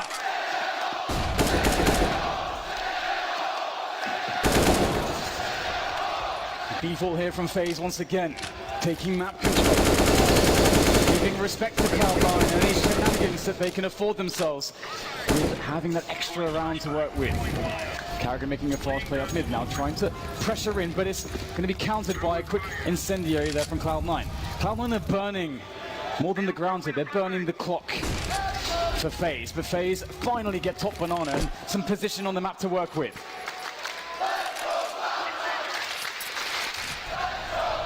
We reached the minute mark, and now you wonder if FaZe Clan, do they have the nerve to play the clock correctly? They're playing a slow game, and look at the late smoke grenades from Cloud9. And Stewie still has a smoke grenade towards the B bomb site once again, but he needs to deploy it soon. We're reaching the sub 40-second mark, and look at his position. I'm not sure what's going on in CT, but he needs to get that smoke out. 35 seconds. That smoke could win them the major if he gets it out, but he's holding the angle. He's got the smoke in his hand, and the smoke is down towards the bomb site. The Rapper's being stopped. They're at advantage for Cloud9 now. 5 seconds, 3 taken down. Automatic on the high ground, dropping off. They need to hold construction. Are there flashes there? Will they push? Re-aggress. Down goes one of Viper. Guardian in the rain remain. Automatic pushing through. It's Guardian versus 2. Can he do it again? He's been in this position before to win FaZe around a very important, a very crucial one. Can he deny Cloud9? We saw it from this position before. He cannot miss a single shot.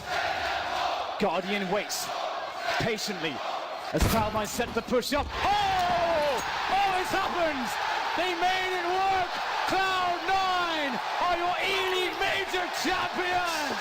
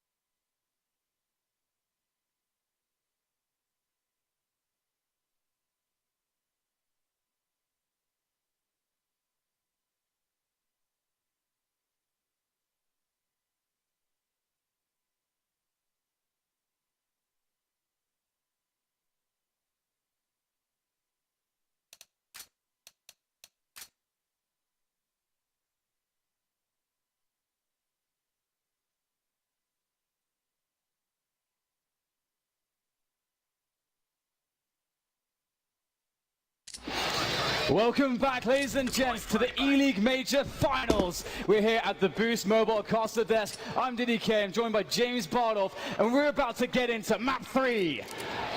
Map number 3, Inferno. This is going to be a nasty one. It's going to be disgusting, it's going to be dirty, it's going to be grimy. It's going to be like Dan's bedroom probably looks like. I can't wait to see what these teams have to offer us here on Inferno. FaZe Clan on the CT side. Cloud9 will start as they mean to go on as the aggressors. Boston makes some noise in this bitch!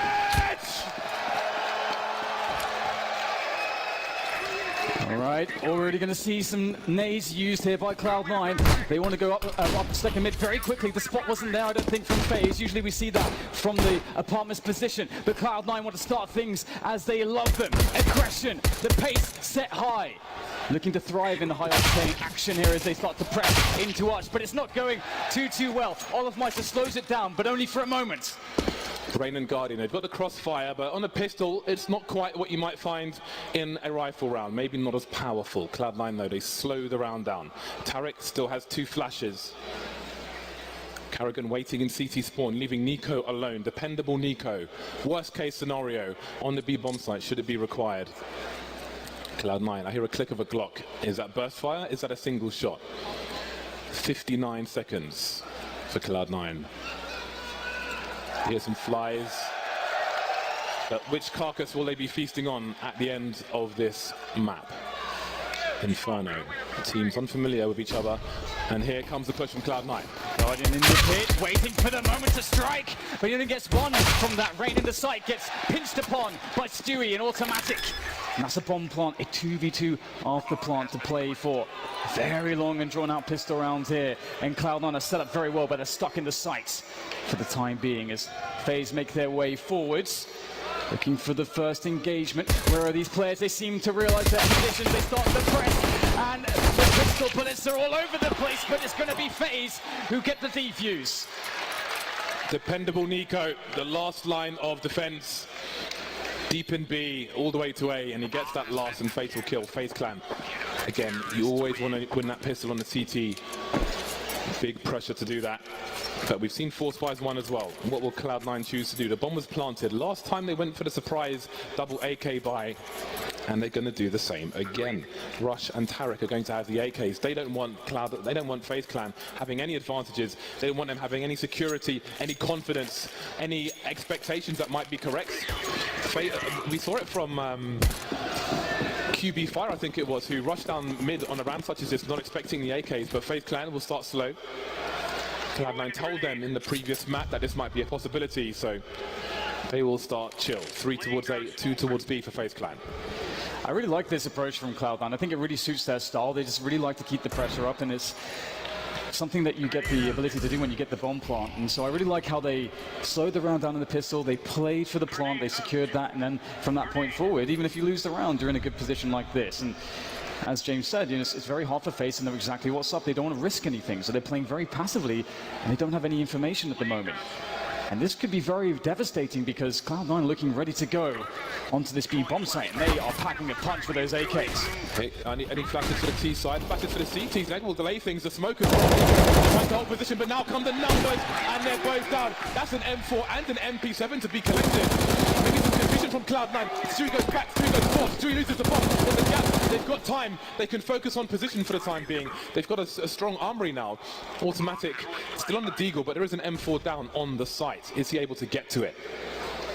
And one player stuck in Banana for the time being, just watching for a flank. It's not going to come, so on the site itself it's a 3v3. That said, Stewie actually back in 3 players with the crossfire in the pole position. They'll shut down the front of the push, but here comes the remainder out of construction, and that's going to be very, very bad look here for FaZe. Olofmeister can't quite seem to move forward. He'll find a headshot, but still much more damage to be done. He's playing against the clock. He can't do it. Tarek's in there.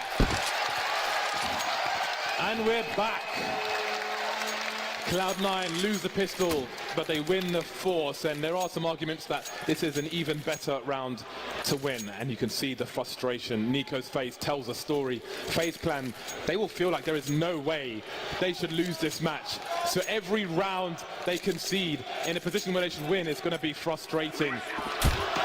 He's looking to the sky, but there's no one to help FaZe Clan but themselves. So the pistols around here for FaZe. As expected, Cloud9 will anticipate this. We've seen again the discipline from them in these rounds previously. That's a good start there, automatic. Oh my god, he got the wall bang straight into the apartments. That's a rude awakening, but Nico has one in store for Tarek as well. The Deagle, very good, and that's going to feel very nice for Nico after that very frustrating round. He got a full spread that just didn't seem to connect previously, and Stewie, ever responsible, will toss away the gun on the floor. Yeah, a player like Nico will think, there are plenty of times where I can have a less than desirable performance, but this is not it. Cloud9 now, a man down. Well, they've lost a man. It's a 4-on-4. Anti-force buy. They've been good. They've pushed sites with good timing on the previous maps, but will they be good for this one? Olofmeister only has a CZ to offer. Just peeking for information, and he sees Stewie as Stewie looks away. I don't know if Stewie realized that. But now the rotation is coming in from FaZe Clan from the B-bomb site. Yeah, really good grenades here coming in from Cloud9. Again, just very strong on their approach. Olofmeister will shut down automatic towards quad, but the bomb site's been opened up. So they actually understand exactly where the players are, but FaZe can play the delay game now. Very hard to get the plant. Olofmeister to put it through onto Rush. Stewie doesn't know which way to look. Now just down to Skadoodle. He's trying to find his way onto a position post-plant, a position he can play with, and he's managed to somehow reset this. FaZe do want to take this into a 2v1. But we've seen Skadoodle already do it before. He's looking to do it again. Goes forward, play there, makes his way forwards. There's the first player, the ball. Has to come off the bomb. Skadoodle has no idea. Now he knows, but maybe it's too late. Oh, so awkward. The needle comes in. That was almost a catastrophe, but Skadoodle turns it around. Skadoodle with the thug jitsu in the smoke. Oh boy, look at that. The slightest of smiles from the ice-cold assassin. The slightest. Oh boy, Olofmeister 18 HP. You had to panic when Skadoodle ran out of bullets there, but just one shot. So confident. He was in the red as well, and boom. My God, that was a close one. You can see on his face, he barely believed it. 2 HEs for FaZe Clan. Where will they use them? It's a USP round. Best teams in the world. Rain spots some information. Will there be a delayed timing on these HE grenades now? I think they may sack a play, they may sacrifice one. Here come the grenades, and they charge. But Skadoodles with the 3K. Cloud9 hold, they prevail, they don't lose a single map. A smile on Stewie's face as well. That has to feel good. FaZe attempt to play in middle, and sometimes it works really well, but Cloud9, they are so ready, so prepared for this. And you have to wonder, again, the amount of study that someone like Valens has done for Cloud9 to maybe help them anticipate that that is an option for FaZe on a round such as that. Valens he's the best chat moderator of all time. That's how he was discovered. He was a chat moderator on someone's stream, and now he is top-tier analyst in Counter-Strike. And he's showing you what an analyst should be. Very grey area at the moment in CS, analysts and coaches. But here we are, back into the round, and automatics already. Here's the rotation, he punches it immediately. A fatal mistake from FaZe. Cloud9 are harvesting eyeballs and organs on the A-bomb site, leaving only Nico and Guardian. They don't want those backstreet operations. They will hide, they will cower. They will fear the charge of Cloud9.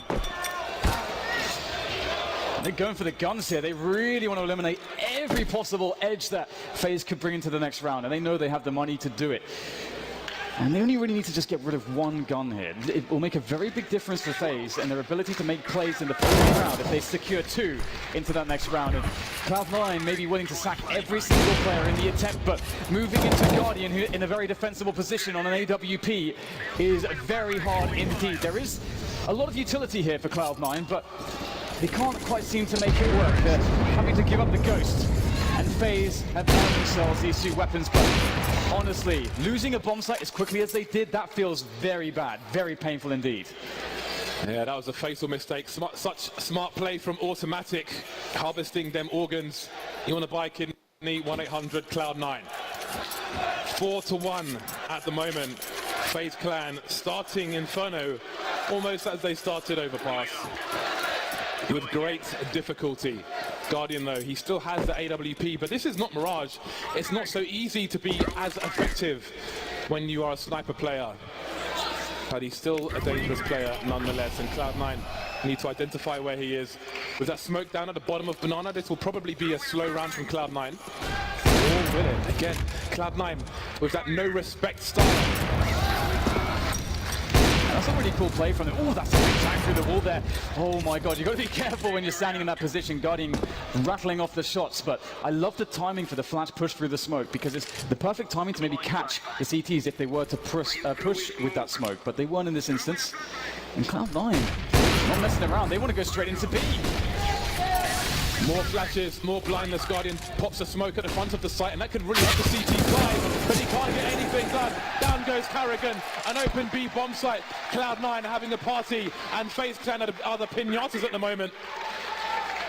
AWP is long gone, it's lost, and Cloud9 don't necessarily even need to pick it up. They can roll 5 AKs, and should the worst happen, if they roll 5 AKs, then FaZe Clan will have to pay to get that AWP onto Guardian.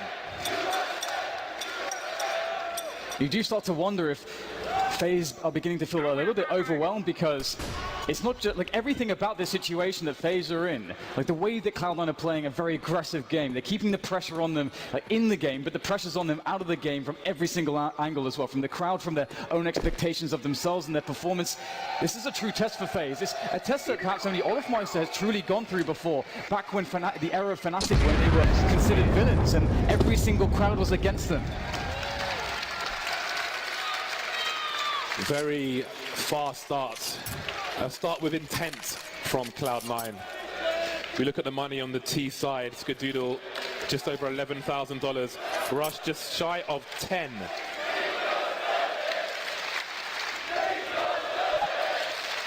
FaZe Clan back on the buy once more. Guardian has shelled out for his sniper rifle, but it's Cloud9 with the tactical timeout. What can we expect from FaZe Clan? Based on the evidence we've given them, how will they try to change things? How can we play on that and stay one step ahead? These are the questions Cloud9 needs to ask right now. And again, you know, bringing that discussion back into what a coach and analyst can bring to a team, it's such a good moment for that coach to come in and say, all right, this is what I've seen. I have that macro view, that macro perspective of all of the pieces moving around, and I see the weakness here. We need to take a time out. We need to actually get this information across to the entire team, and that's something that he can provide for Cloud9. And the same for Robin there for FaZe. So a very interesting moment. This could potentially be a turning point here for FaZe. But as you say, also for Cloud9, they could be trying to flip the expectation on its head as to how FaZe might think they should play this. Here we go. FaZe Clan need to turn the tide. Things need to go back in their favor. They need to make this a competitive one.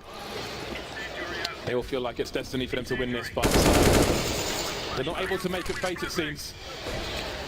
Not yet. 1-5, and we have Nico and Carrigan moving down Banana again, secured early on in the round, but Cloud9 have lots of time to play with. And again, we've seen from Cloud9, they've shown that they're not necessarily always willing to wait for those smokes. They may charge through them if they feel like it. Guardian has to be very careful. Again, if you've got a T at the bottom of mid, he can throw a pop flash into that smoke and have the players burst through it. So Guardian has to have enough space to retreat. And right now he does have a bait set up there with a rifle support as well, so it looks like this play might be shut down because, well, they left open quad and it may have been a misread because in goes Cloud9, but Olofmeister has something to say. 3 kills! That's a great defense from him, and Guardian sticking in on the action as well. FaZe finally have their time to overwhelm their opponent, Cloud9. They were funneled into death and destruction. Perfect round from FaZe Clan. Nobody dead, no bomb plant. Really nice stuff. Cloud9 have smoke executes towards this position where they have a player who makes his way through the smoke while being pop flashed. I don't know if it's necessarily this one, but whatever it was, it didn't work out at all. And again, no one dead for FaZe means they've got some money. Slight money in the bank.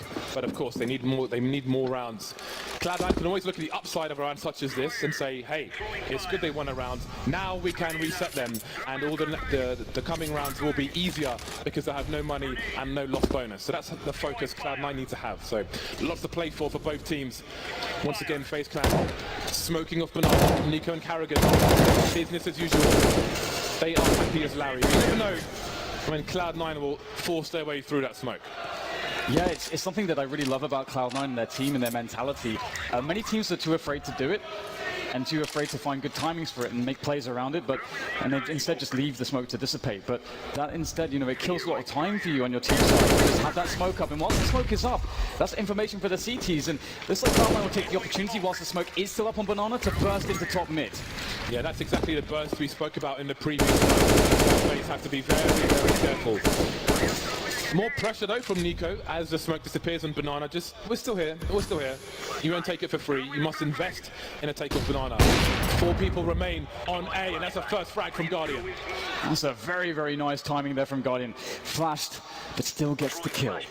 Now it's time to push in for Cloud9. They slowly creep their way forwards. Rain gets the information, but he wants to reposition, play with his teammates. They set up crossfires in the bomb site. It's very hard to deal with this. Cloud9 needs some magic, and right now it's all about Carrigan spraying him down with the M4. Skadoodle and Automatic trying to find a way and steal, but it's so late with it. It's so arduous and difficult. Automatic tapping, and the time is just running out. 11 seconds. Automatic finally going down. Fiddle flying into the time for his life, trying to do damage, trying to plant a bomb, trying to get any other edge in that round, but he can't quite do it. 3 players survive for FaZe Clan, and we start to see them with the AKs once again. FaZe did so well there, just maintaining their setups, maintaining the crossfires, forcing Cloud9 to have to check so many different angles. It was such a well-considered defense from FaZe, and if they can bring more of that to the table, they can absolutely start to take over this game. But Cloud9 do have some bank to play with to get themselves back into this one, and there's a wealth of options for them to try, and I think we're going to start seeing them be much more aggressive on Banana. Tactical timeout from Cloud9. They will feel like FaZe Clan are having too much success now. They've won all of 2 rounds in a row, and that is perhaps too much for this North American team.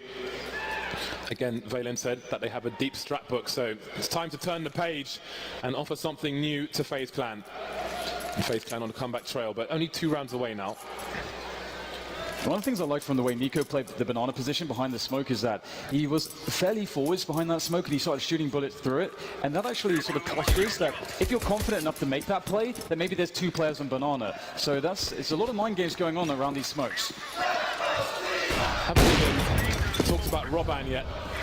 Standing behind FaZe Clan, very important man on the team. Keeps the spirits high, keeps the team focused, and they will need him now more than ever before. Final map of the Boston E-League Major. Stewie loves to lurk towards the Banana position. You see that boosted position for one of the CTs for Nico.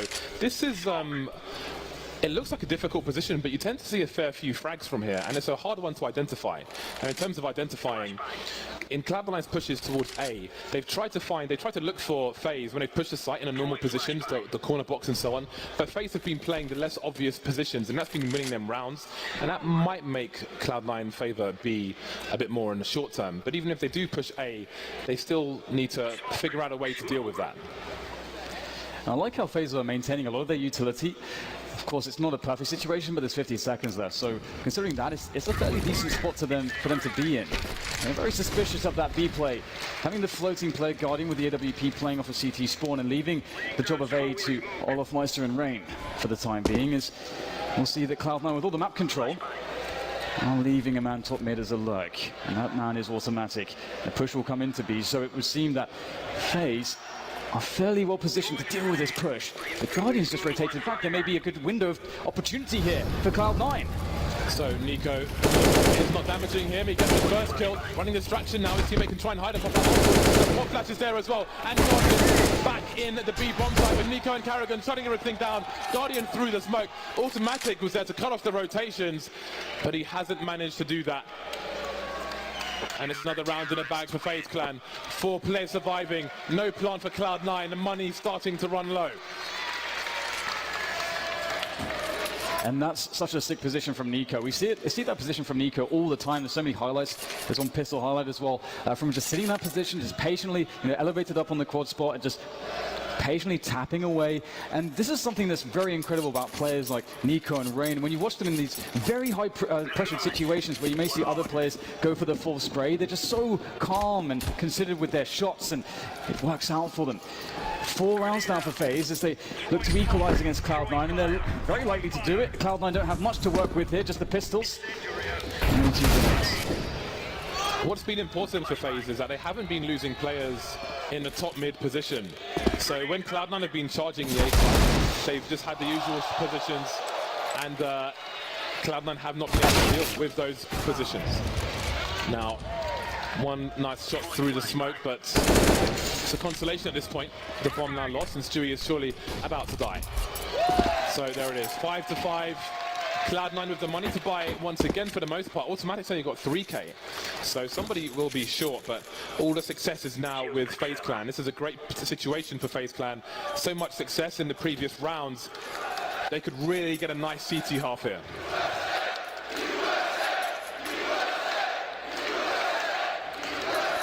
Always feels good to get clean rounds like Cloud9 did. Can't really do much against Stewie's 1D there through the smoke, so can write that one off. But as you say, it's all set up for FaZe now to have a very good CT half, and more aggression on Banana. That's what we're going to see, which is fantastic. Ooh, Stewie caught with an aim attack. Guardian goes for the fast play.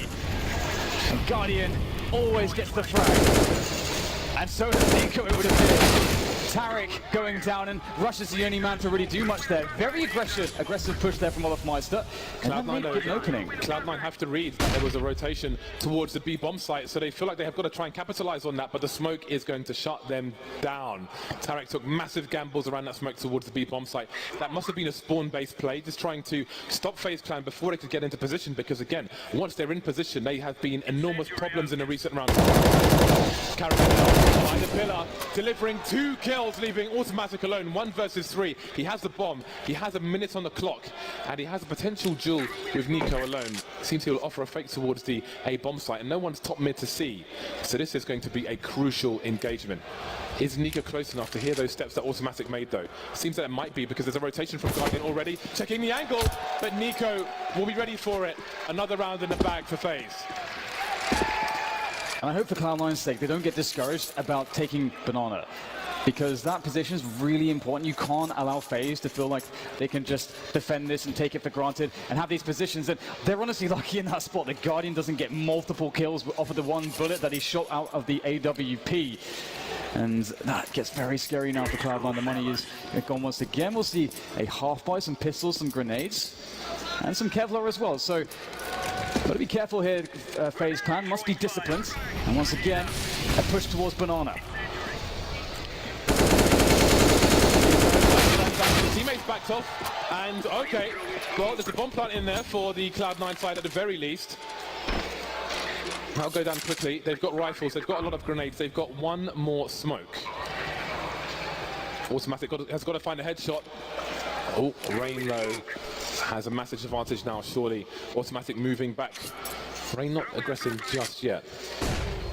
Oh, okay. The pop flash play, and Automatic will get taken out. Stewie on 2 HP with the M4, not even the AK. The Molotov will force him away, but he's able to reposition. Smoke is still down!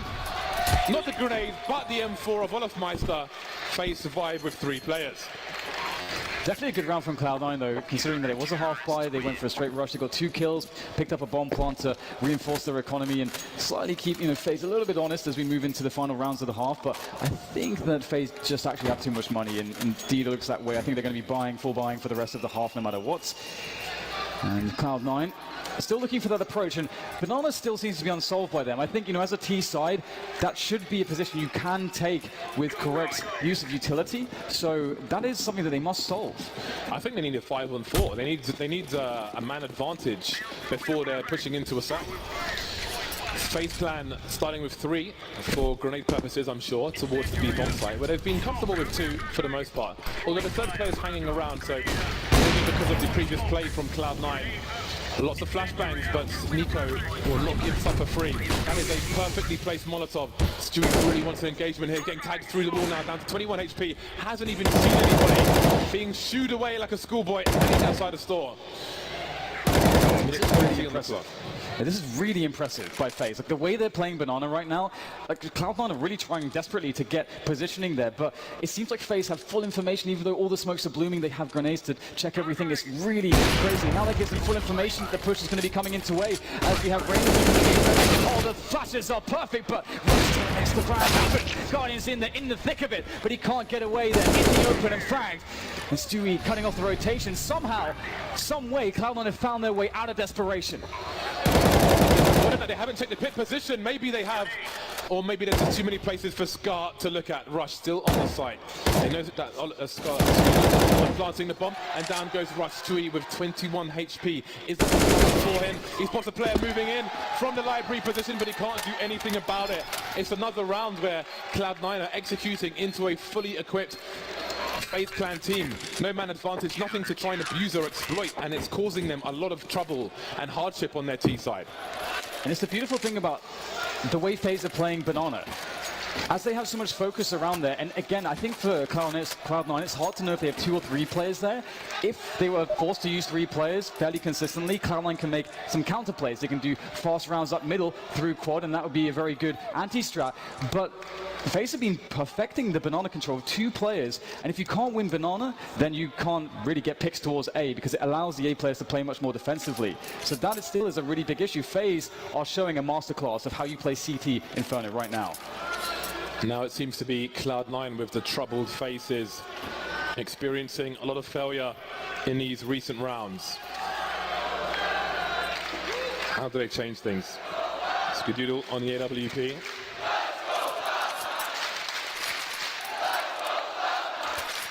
The fast plays up Banana haven't worked out. You could say the first one is something that will work 1 out of 10 times. Guardian bouncing through a Molotov to get a pick and managing to escape. But then FaZe Clan, they were expectant towards B. They fought around the sandbags and they held. So the fast play hasn't worked out for Cloud. Will they continue in that ilk, or will they try and change it up? Skadoodle makes his way into the pit position. Oh, Guardian, I do wonder about that Molotov. Is that to stop a fast push? Is it to obscure vision of a sniper player? Because it's really hard to see through flames. Either way, he will not repeat. And this is what I was wondering if Cloud9 would approach Banana this way now. As you said, you know, the fast plays weren't working out. The reason you want to do fast plays is because it guarantees that the CTs can't have forward positions. But as you say, you know, FaZe have been dominating that. So the other way to play it is to just be very slow. Wait for the initial grenades to go away, then you retake it yourself with grenades. And you might need to use a few more grenades, but eventually you can get the control of Banana. And now FaZe don't have all the information. And this has been the problem for Cloud9 previously, because it gave FaZe perfect rotations. Yeah, FaZe Clan still have Guardian top mid. There's a minute on the clock. They haven't lost any players. They've been very good at not dropping a man early. Again, when these executes come in, see, it's 45 seconds now, and Guardian starts moving back to the A site. So if Cloud9 want to take a site, they're fighting against all the members of that site every single time. 38 seconds on the clock. More grenades towards the A site. Guardian waiting towards Arch. He has a flashbang, so he could flash for a teammate towards short if he needs to. 28 seconds, 27 seconds still. 5-on-5 push of the A site. Everybody here for FaZe Clan who needs to be. And there's the first frag. The time is really a big issue. The spray can't be countered by Rain. He gets 1.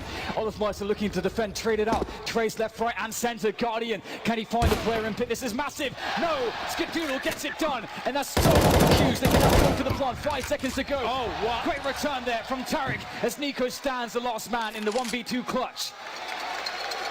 He's got a kit that gives him extra time. 3 places he could come from, maybe even 4, but it seems to have a good read. The laser lines are being held. Tarek is waiting for it, and Tarek delivers the kill.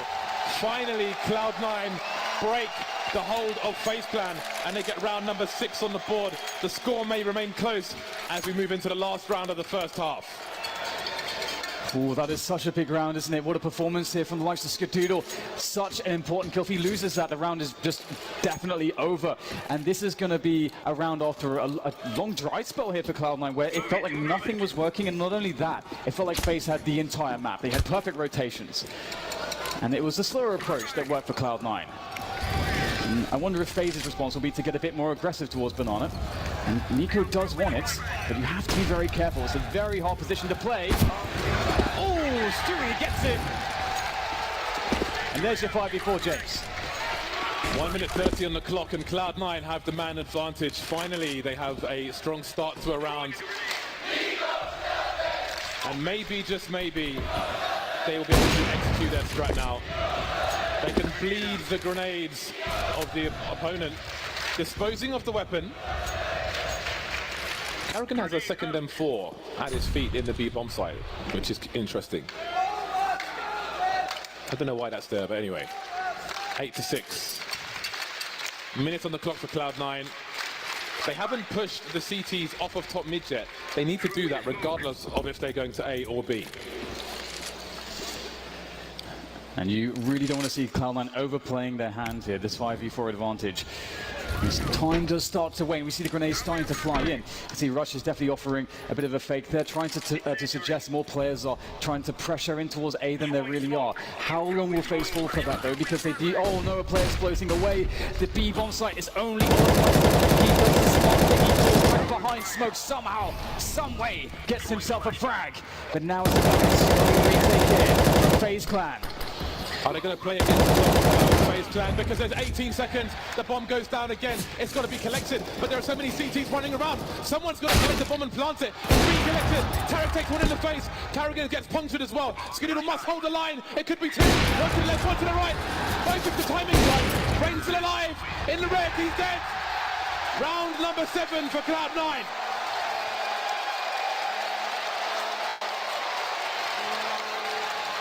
What an incredible half there from both teams. We saw FaZe with utter dominance around Banana, controlling the information, having the best rotations. We saw Cloud9 in a desperate position where it felt like they couldn't do anything right.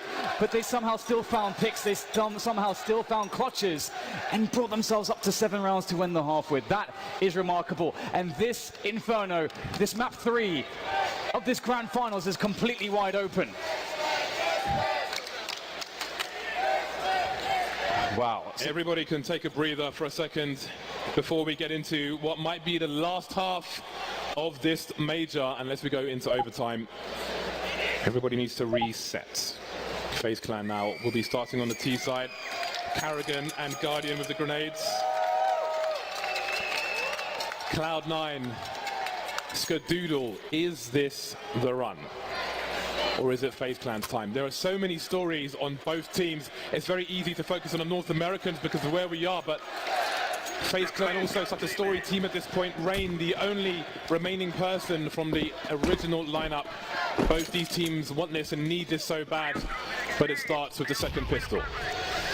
We see a lot of activity up towards Banana, and so does Cloud9. They see the push coming. The rotation starts to make its way over. So FaZe needs to operate before the full push is in. Good initial grenade there, chipping away at these aggressive FaZe players as they move into the bomb site. Tarek not checked for. Oh, he gets 2! That's outrageous stuff there from Tarek. He falls back, but FaZe get a return kills. They have the site. Smoke down towards construction and the bomb will get planted. Heath and Potty set up for FaZe Clan at the back, and they've got Karrigan in the pool. How do Cloud9 deal with this? They've got Skadoodle with a smoke grenade, so they can try to perhaps smoke off Banana or try to isolate one of these players. He's carrying a kid as well, which gives him a few extra seconds. He doesn't really have an angle to smoke off Banana, so he'll go for the bomb instead. Can he get there as well? If he gets on it, then he's probably going to get defused. He's the last man, but no, FaZe Clan, all the guns trained in the right directions. Desperation play doesn't work out, and FaZe Clan take the pistol. You got to respect that, though. I love the attempt from Skadoodle to go for it, and it's be interesting to see whether or not they'll go for the full force buy here. Some teams prefer to leave money in the bank. This is a map where you can get a lot of value out of the force buys on the CT side. So that's both pistol rounds won by FaZe Clan. That puts them in a really strong position. And again, if Cloud9 are going to do this, it is going to be the hard way. And they've gone for the full force. Tarek looking for that scout headshot. Can't get it, even a tag, which is unfortunate for Tarek. We saw that he single-handedly on Mirage dismantled FaZe in the buy rounds with that scout. Can he do it again? Oh, the defense from Nico though, but that's a good effort. 1 for 1. Cloud9 will be loving that. Spotting one more player, so they got some information out of that as well. Inferno is the map when you're on a force buy round, when you're on an eco round, to try and get some money on some smoke grenades and really slow down the opponent. We're not seeing that in this particular round at this point. There are no smokes left. Tarek with a flashbang. But again, Cloud9 ever so dangerous on rounds such as this. They thrive in these situations. Tarek gets attacked, but he can't escape the situation. Automatic going for some spam, not landing the shot. He needs to stay alive. How is he doing this? Tags Carrigan twice, and he's still got two more teammates to rotate in. Doing all the damage, being really annoying. What a nuisance. Automatic at the moment. Looking for the wall bang damage as well to try to follow up somehow. Again, Cloud9, they can try to actually save these guns. That is a very good play.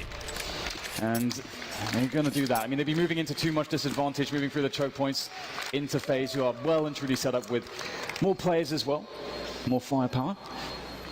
And Cloud9 will have another chance in the next round to do more damage to the economy of FaZe, and also just maybe even straight up have a chance to win the round.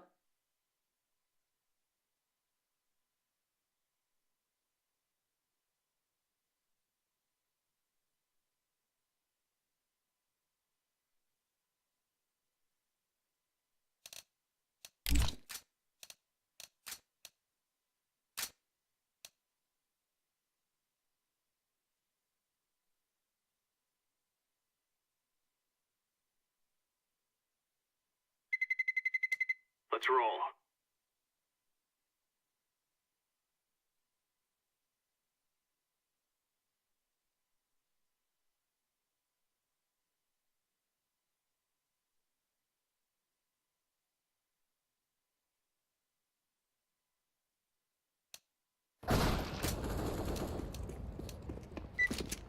Ups, ihr geht alle C, weil ihr verlieren nicht wollt. Oh, Noob. Wie bitte?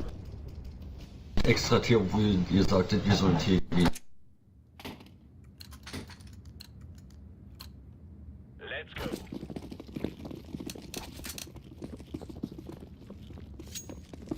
Throwing smoke. Throwing a grenade. Throwing fire.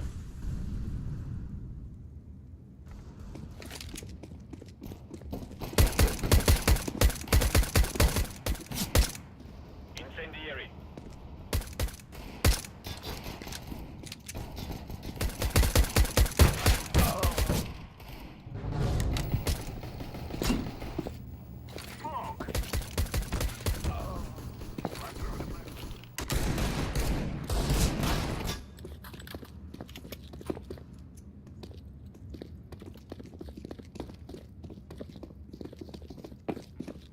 Ich glaube, hinter euch war jemand Gamer. Aber guckt lieber nicht nach. Das ist ja das Bessere. Kann ich nicht hören. Кому нужны бесплатные Ja, aber скины, dein Kiwi добавляйтесь, друзья. Nein, weil er noch nicht tot ist.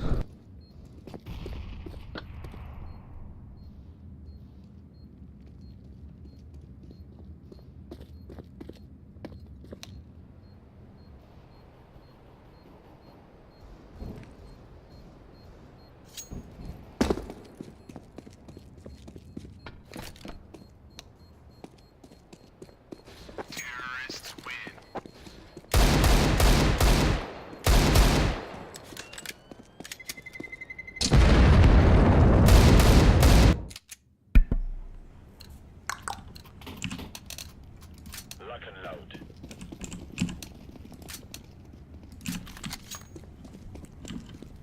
Fire in the hole. Laying down smoke.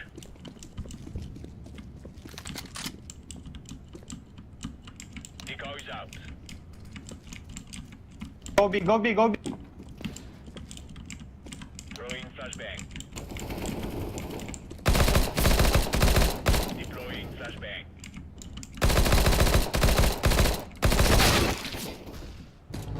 Deploying flashbang. Ja, lieg mal bitte rum. Das ist das Beste für dich.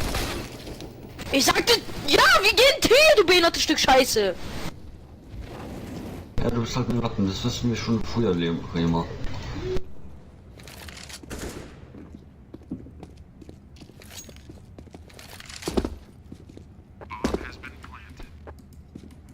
Ist jetzt gestorben, Gamer. Deine Mutter ist gestorben. Los bei euch. Naja, den schreibt mal anfangen will und Ich habe keine Ahnung, er ist geistig behindert, ne? Meldet den mal. Ach, sagst du, der im Teamchat rumschreist. Luklernhaut. Guck mal, ich komme gerade rein, dann kommt direkt so ein kleines Kind und macht auf Welle, Alter. Der ist halt immer so bei Gelegenheitsspielen. Die denken sich, Ja. sie fühlen sich krass. Kinder brauchen halt Aufmerksamkeit. Ja, immer das. Junge, deine Mutter braucht im Bett Aufmerksamkeit. Кому Ja, нужны siehst du. бесплатные скины, добавляйтесь, друзья. Lass doch mal alle einfach gegen ihn wirken, weil er wird doch hier so. Hat das so geschossen, naja, angeblich. Schickt ihn einfach, bitte. Können wir machen, warte. In welchem Team ist er denn? Bei uns sind Okay. Hallo Sie!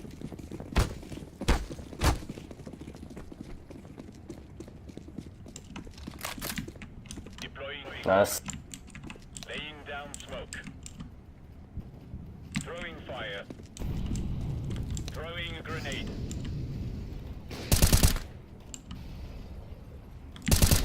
Flashbang. Das tut mir leid. Bombe B.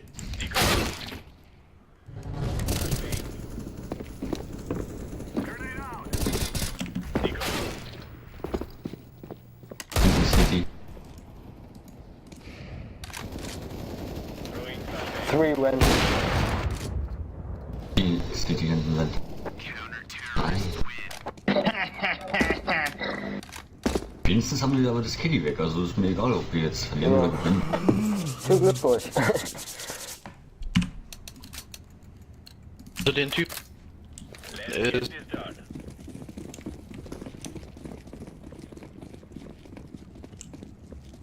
Grenade out. Throwing smoke. Smoke. Flashbang. Deploying flashbang. Incendiary. Smoke. Deploying decoy.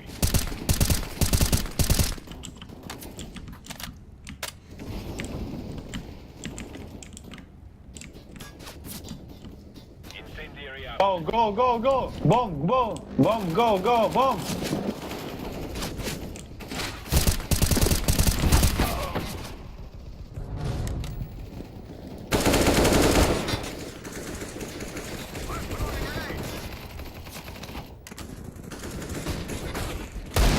Oh, hast du ein Orb verloren, Nexus? Endlich sind dieses scheiß Nuklear weg, ey. Danke Leute, dass ihr mich habt.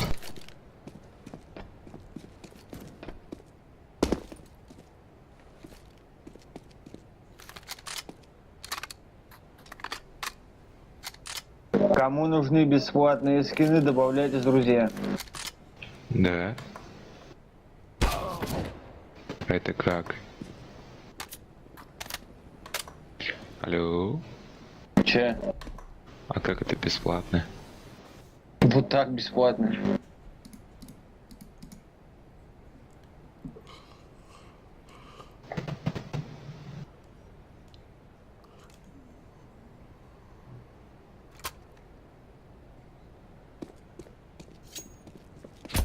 Ну окей.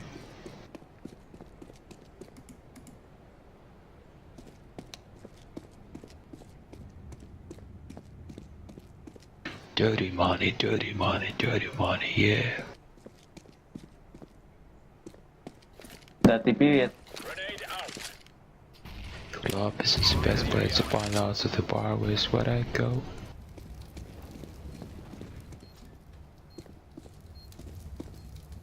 Defusing. Wie diffuse?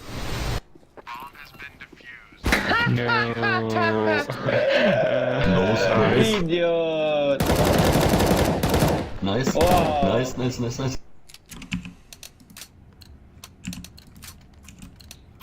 Let's move out.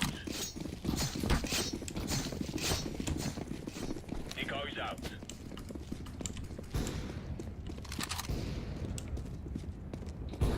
Deploying tank.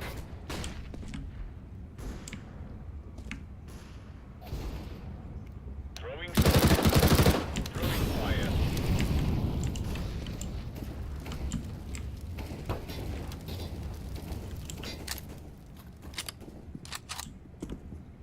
Incendiary.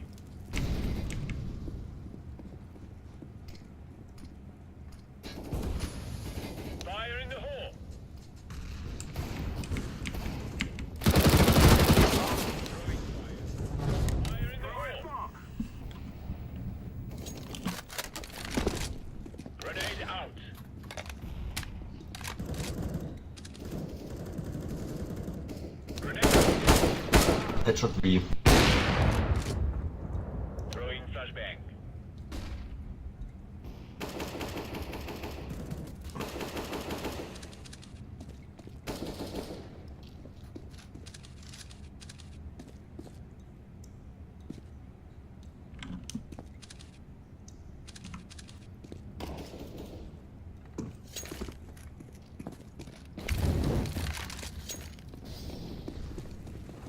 Alle Main, alle Main. Ein T. Throwing a grenade.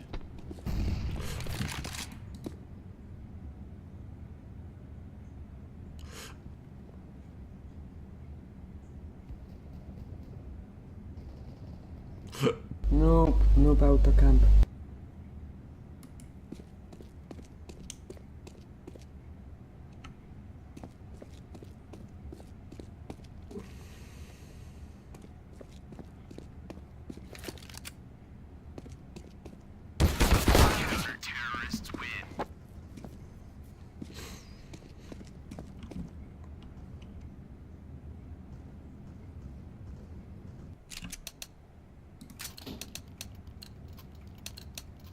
Grab your gear and let's go. Laying down smoke. Incendiary out. Grenade out. Incendiary. Laying down smoke.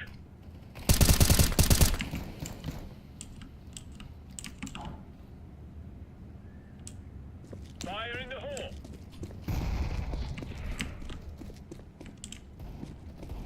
Deploying flashbang.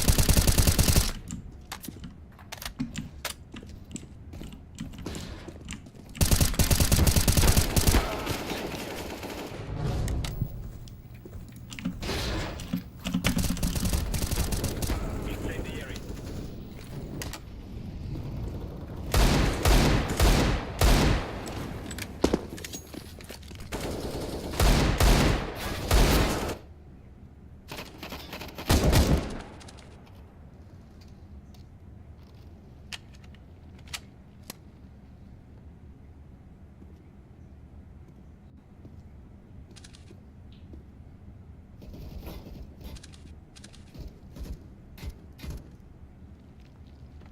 Incendiary out.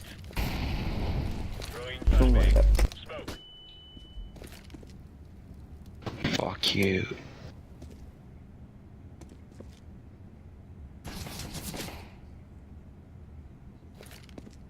Grenade out. Oh my god. Auto noob, Daddy, auto noob.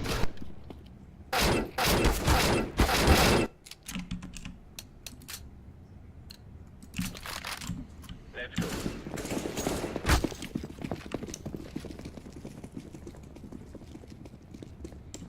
Incendiary. Throwing smoke. Flashbang. Throwing a grenade. Fire in the hole.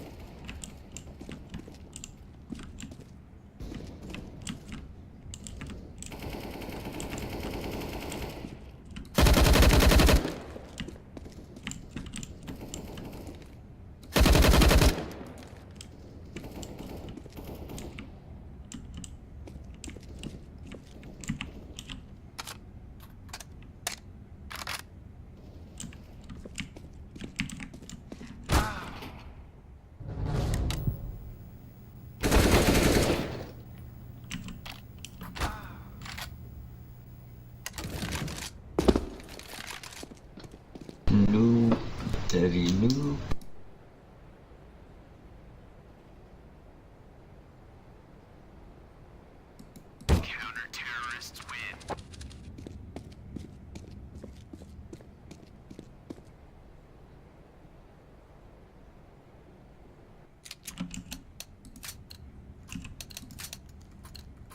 Allons-y.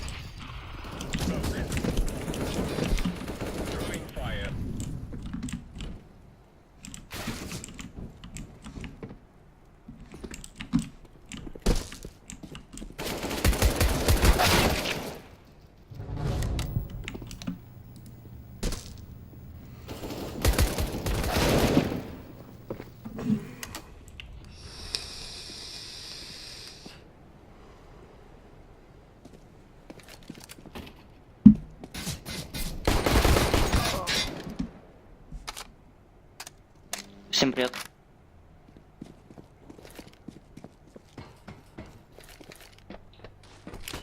Incendiary out. Incendiary out.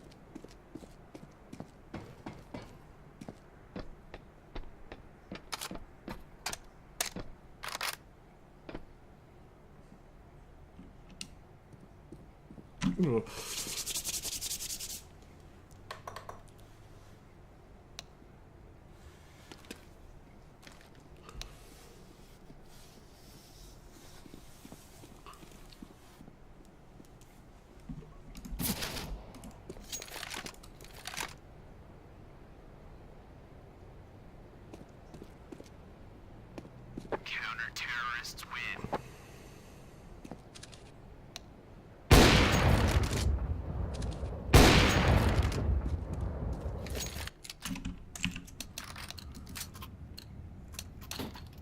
Grab your gear and let's go.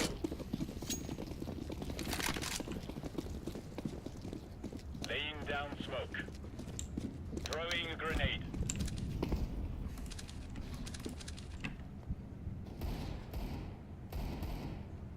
Flashbang. Smoke. Fire in the hole. Throwing a grenade.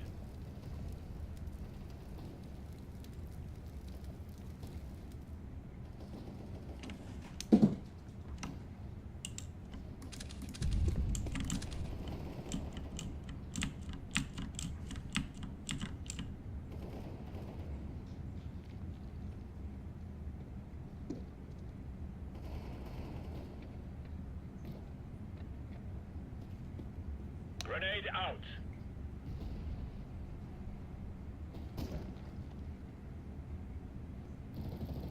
Counter-terrorists win.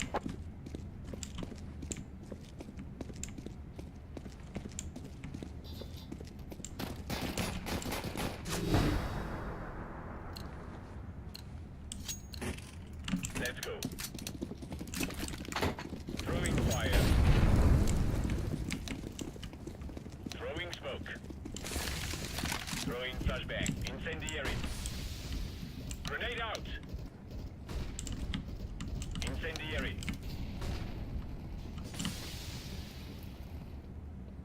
Deploying flashbang.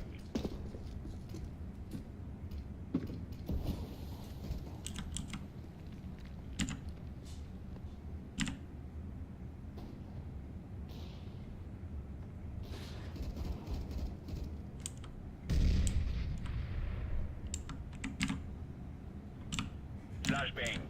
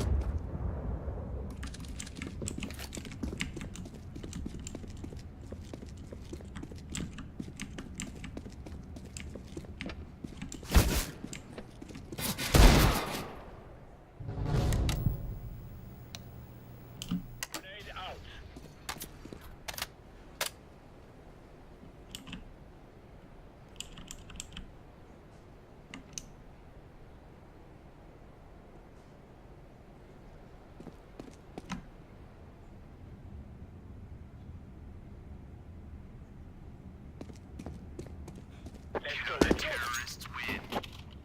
my god. Nice work, everyone.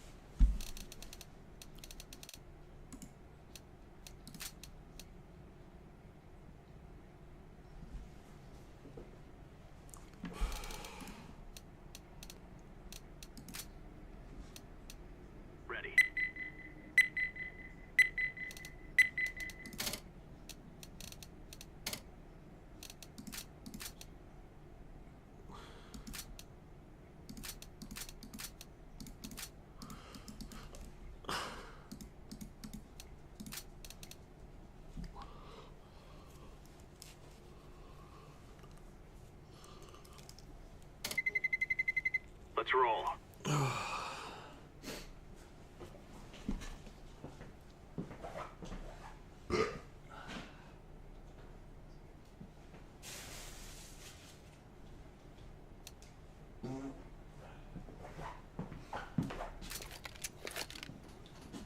Let's go.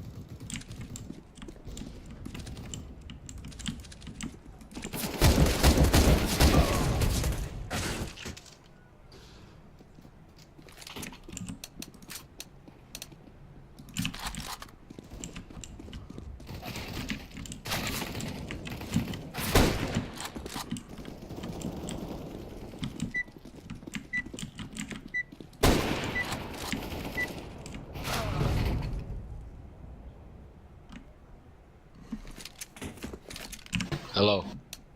Hello, team. I go away. I also.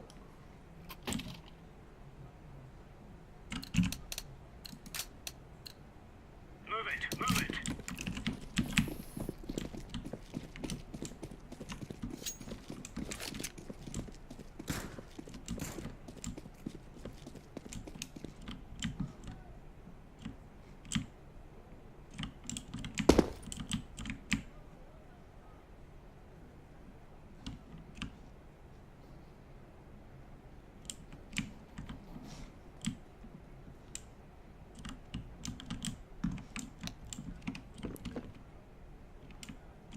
It's quiet at A.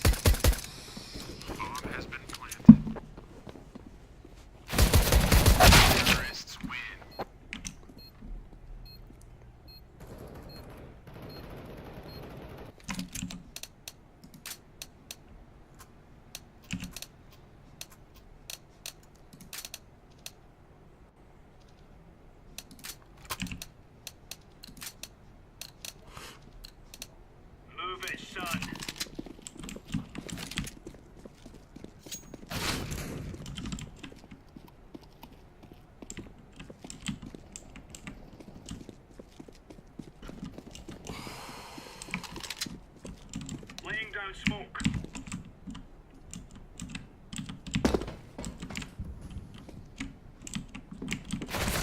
Oh. One hit, fellas.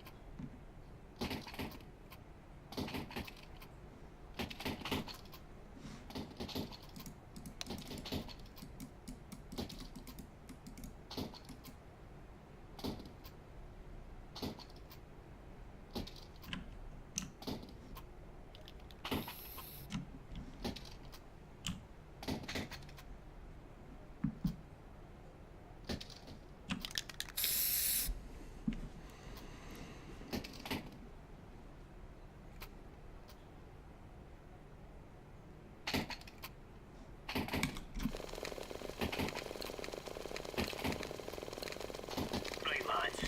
We're on.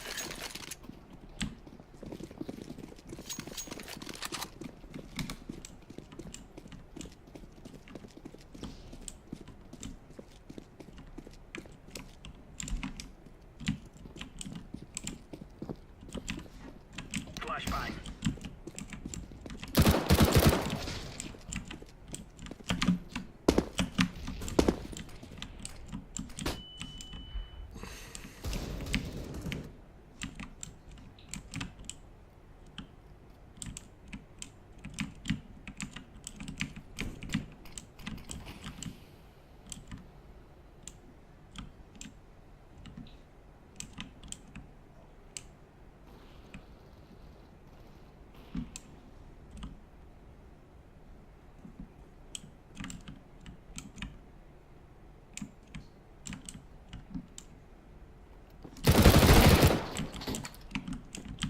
Bom met A.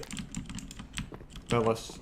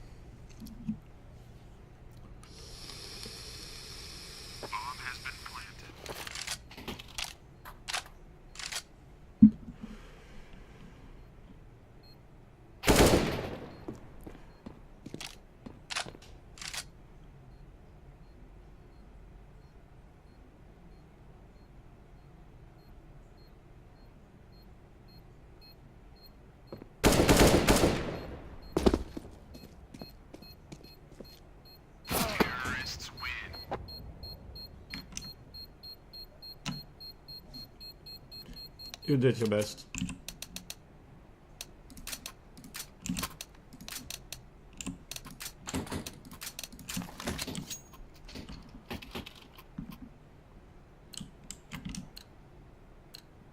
Go, go, go.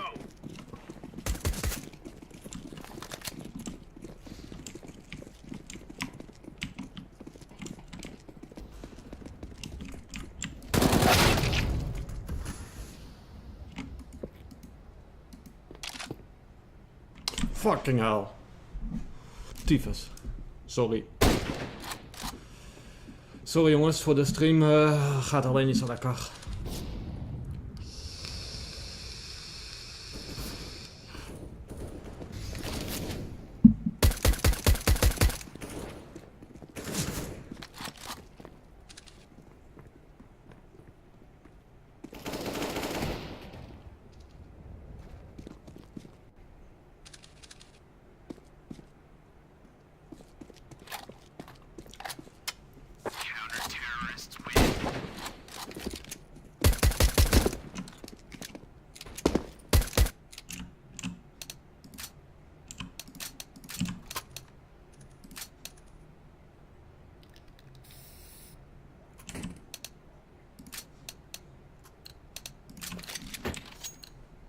Come on, chop chop.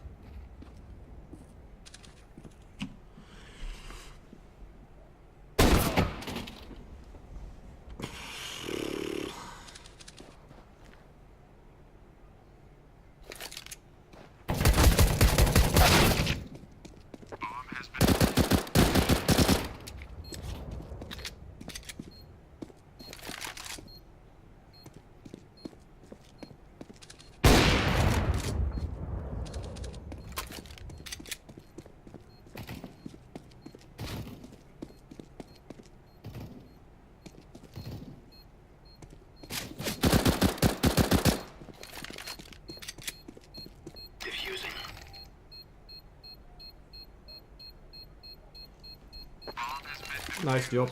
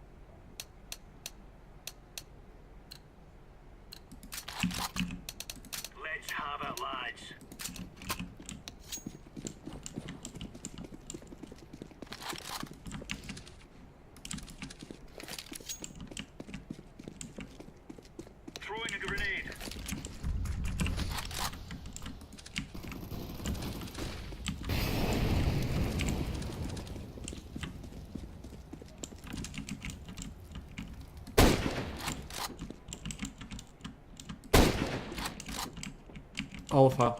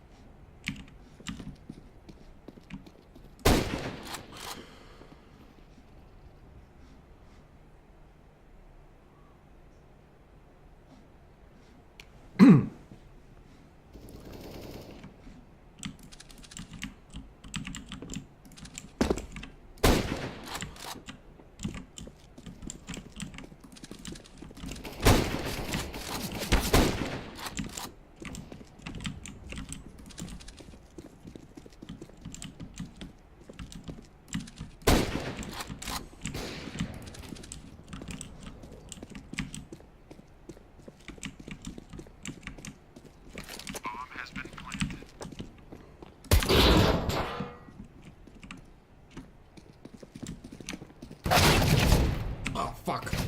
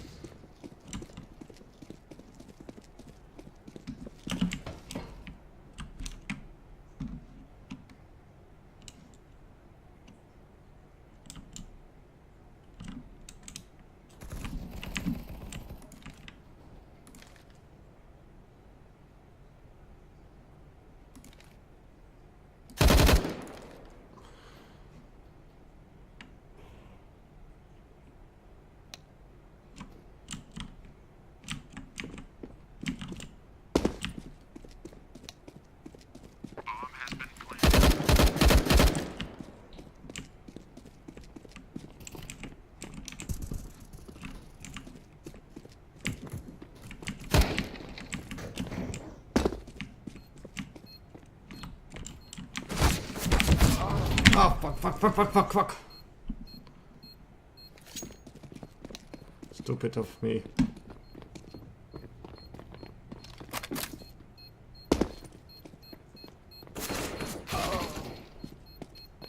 Defusing the bomb. Terrorists win.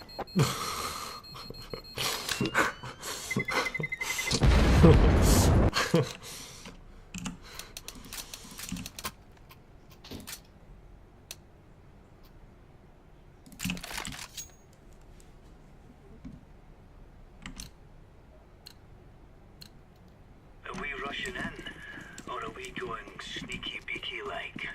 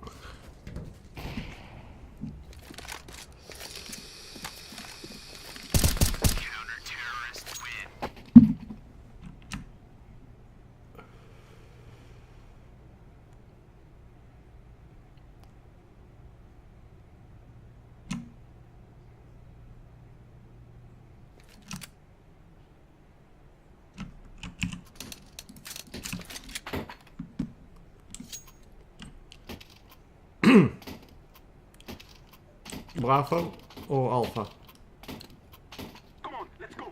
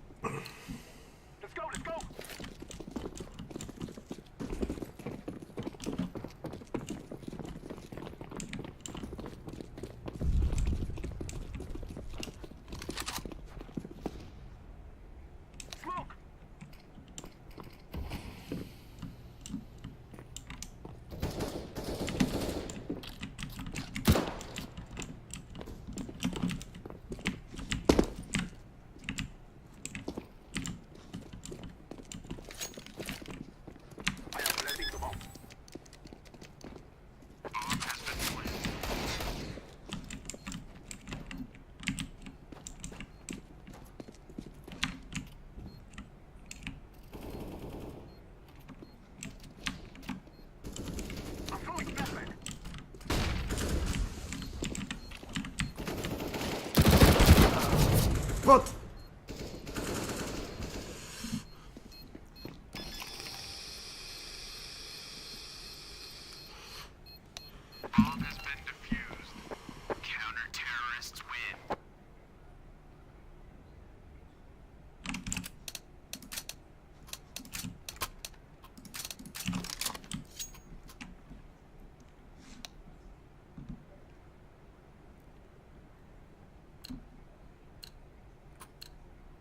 Forward!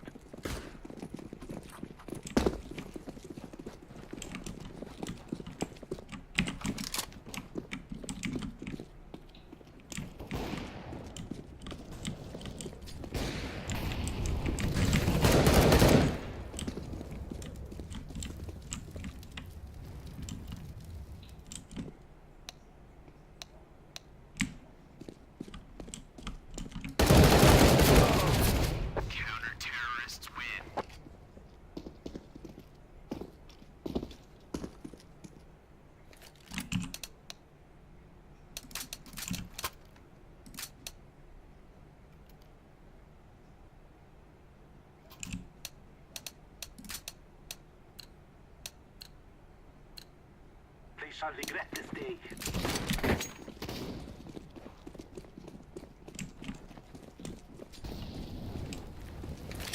Flashback.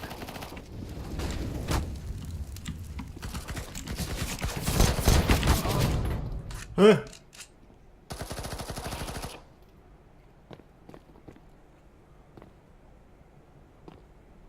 It's clear, Palace.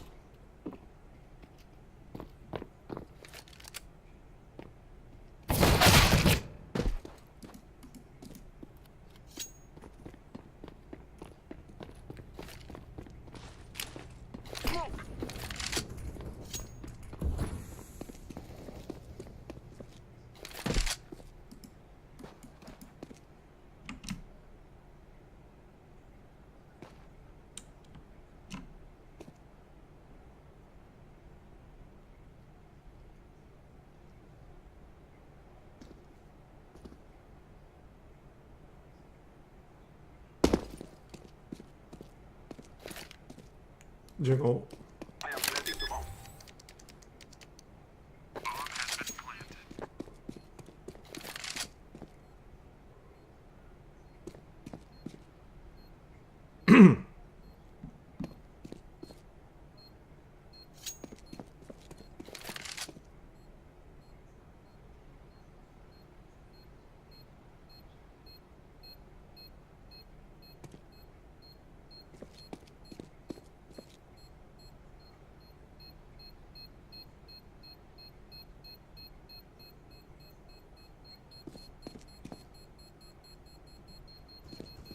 It is going to explode.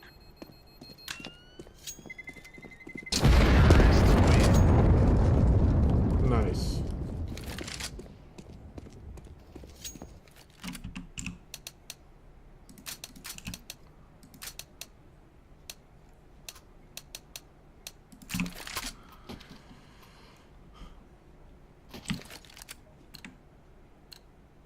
We must move.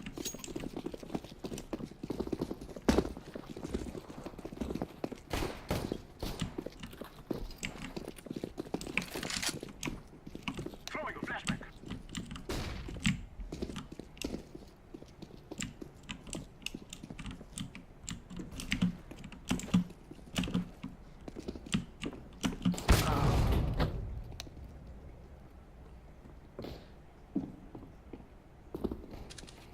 Planting.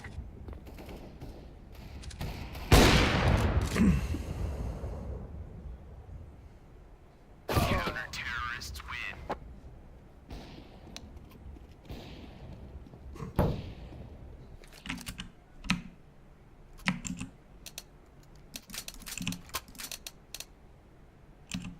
I'm ready.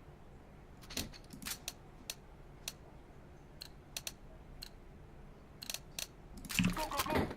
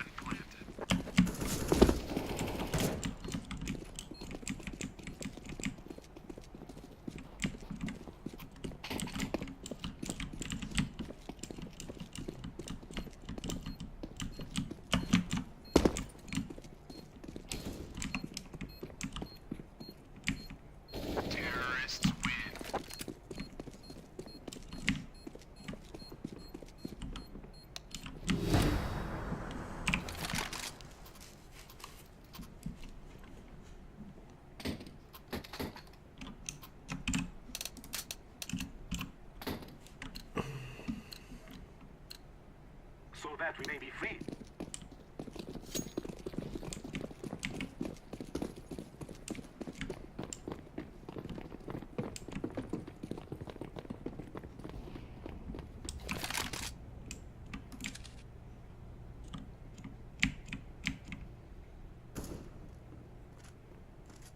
I'm throwing a flashbang. Flashbang.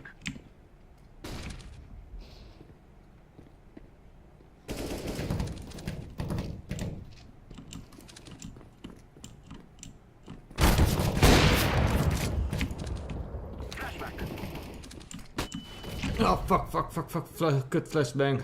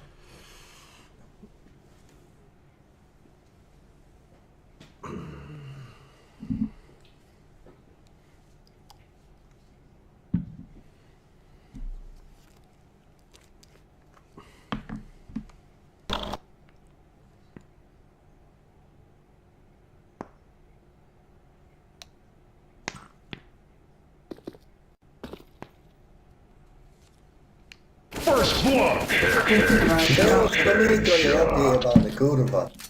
Zadzwonię. No ty dzwoń. Nie możesz odebrać, czy co? Właśnie nie mogę. A to ty do mnie zadzwoń. Mamy kurwa retard jebany. Puszcza to mikro jebany. Ziomek, nie spinaj tak. Tutaj to mikro wyłączy, kurwa. No mnie też wkurza, ale walić go.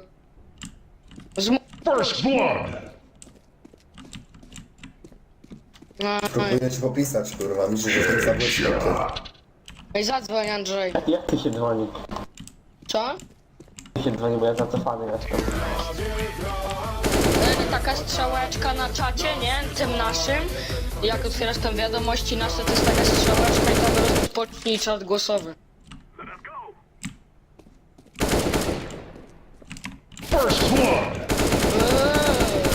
Nice. I ten Katerui to jest chyba jedyna osoba ze mną i jeszcze z paroma, co chyba mają ponad golda, nie? Reszta pewnie takie silverki, piątki. I ty to kuźwa masz. Co ty dysaspekt robisz?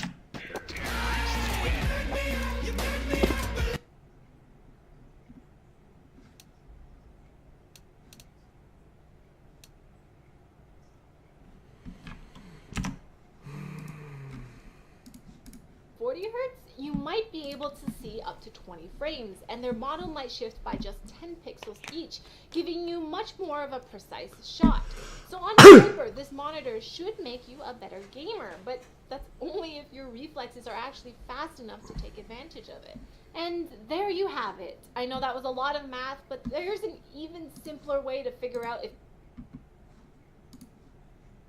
Okay, I've got my dual socket motherboard, and I'm sure you guys have all gone through this at some point in the past where you're like building a new system and like the first part arrives and you're like, oh wow, this is so cool to look at because I have nothing else that goes with it. But then, okay, it got real and two of my eBay CPUs arrived. Theoretically, these are 28 core 8176s or whatever they are, something along those lines. I got those. Then I got these. Yeah, these. These are 32 gig modules. These modules have more RAM than what I would consider to be a high-end gaming system in one module. And I was like, no way. Now I can test it.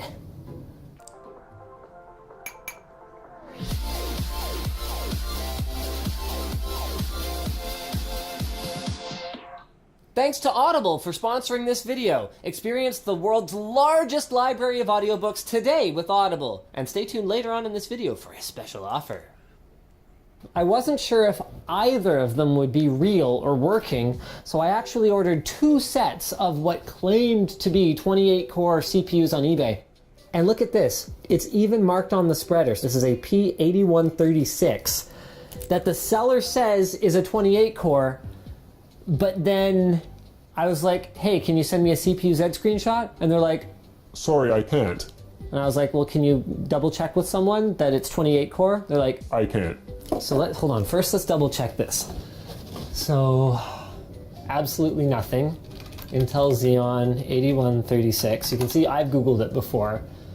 But other than an eBay listing, oh, and there's a thread discussing that eBay listing and other people saying that this is really sketch. So this takes up a lot more space on the bench than most motherboards. Okay, step number one. Does this fit? Yeah, cool. If it turns on, I'm gonna be turned on. Okay, so we've got dedicated 8 pins. Okay, dedicated 8 pins for each CPU. That fresh eBay smell, that thermal compound all over it. Oh, that's good stuff. Okay, so here's problem number, I've lost track, but this is a problem. The LGA 3647 socket has no CPU retention arm. The way it's meant to be held in is by the cooling solution. But almost nobody is supporting this socket because this is an enterprise Xeon socket. Intel's workstation chips are actually using LGA 2066, but with a different chipset. So ASUS went off the rails with this thing, and there's like no coolers to support it. And it's got this bizarro land mounting system here with like threaded stuff here and here, and then these posts that are different sized here. So I'm hoping to just kind of wing it by literally holding the CPU in place. We're like the unknown side, the random side. Spooky side. No one knows what the hell's going on side, including the seller. If no one knows, how did you put 28 core in the listing? You're the only people on Earth with this CPU, as far as I can tell. Where did these come from? Where did they go? Where did they come from, Cotton Eye Joe? Oh, this is really dumb what I'm doing right now. Okay. Wait. Okay, this is bad. The CPU just lifted up. Okay, I got it. Jake, I may need your hands at some point here. Oh my god, why are you doing it like this? Okay, what do you think? Is it gonna boot? Maybe. Yeah, I'm going with a definite maybe on this one too. Here we go. Oh wow, that was A whole lot of nothing. pretty anticlimactic. Oh boy. Now most dual socket boards. Oh. Okay. Postcode 00. That's not generally a good sign. Let's think. Do you want to try the other one of these first, or do you want to try the other chips? I think you should try 2. Oh. I mean, that's even more jank than I was kind of hoping to get, but... Wait, hold up, I got an idea.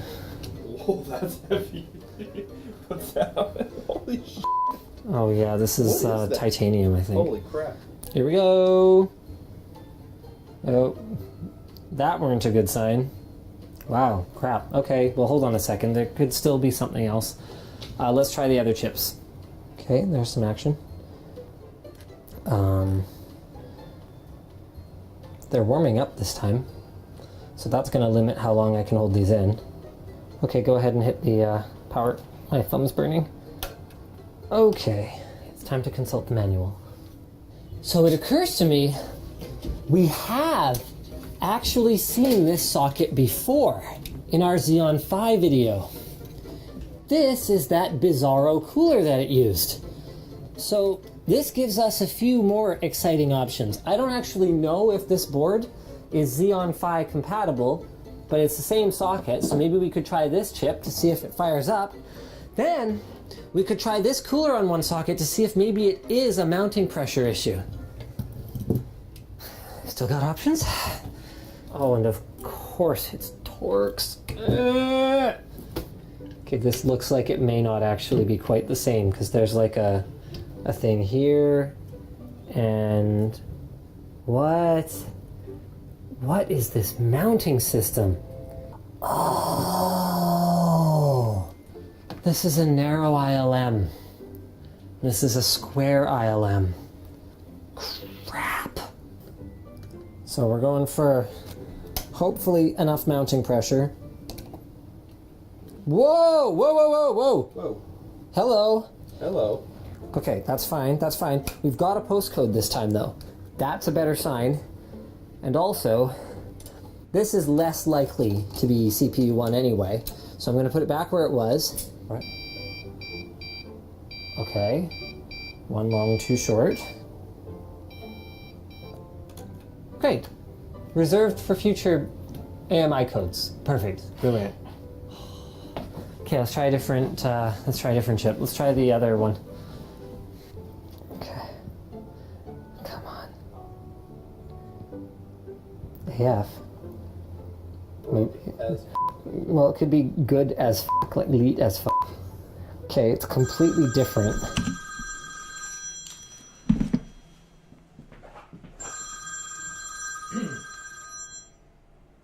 Milka. Hey.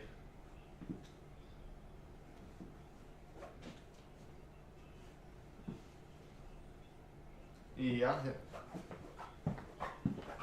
Het touchpanel heeft, hoe heet het, van de installatie, god, ik ben even zijn naam kwijt. Dat ik afgelopen vrijdag aan hem gegeven, die nu in Leeuwarden zit. Die is, ja, Gijs, ik weet alleen zijn achternaam niet. Ja, de Bruin was hem, sorry.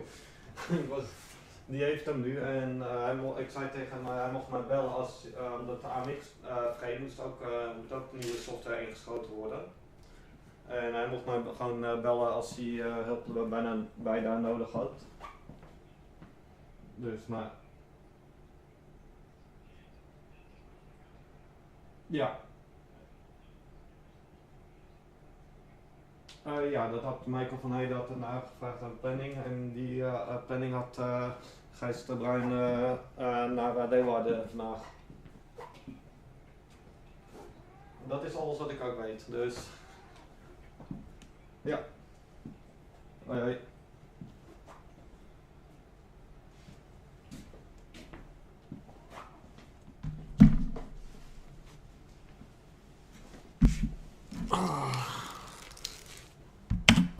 Which is maybe good and maybe bad. Why? Okay, so the manual says 1 long beep and 2 short means no memory detected. So we put those CPUs back in and we're trying the higher mounting pressure on them. Okay. Okay, so kill it. Okay. So let's just put some more memory in.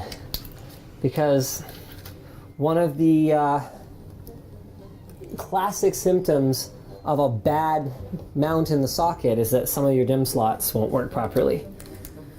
So, I mean, this is, if nothing else, a bad mounting system. Okay, so the working theory right now is that it's probably a mounting pressure issue. So, last attempt before I just patiently wait for a cooler, I need to get up higher so I can put more weight on it. Oh wow. Wait, why did it... That is terrifying. Why did it just turn on? I just put more pressure on the CPUs and the system turned on. Do you want to turn it off for now? Okay. I'm going to put more pressure on. Okay, let's try the other ones. Okay. Get that centered on there. That centered on there. Okay. More weight. And I'm good. Have you tried clearing the CMOS? No, actually. Yeah. Oh, this is the same as before. Okay. It's been like another week, 2 weeks? I don't know. The point is, today was basically Christmas because first, and yes, it's only the 19th, but it's still Christmas because first, check this out. So I've got those engineering sample processors that I ordered when I thought that Intel wasn't going to work with us on this.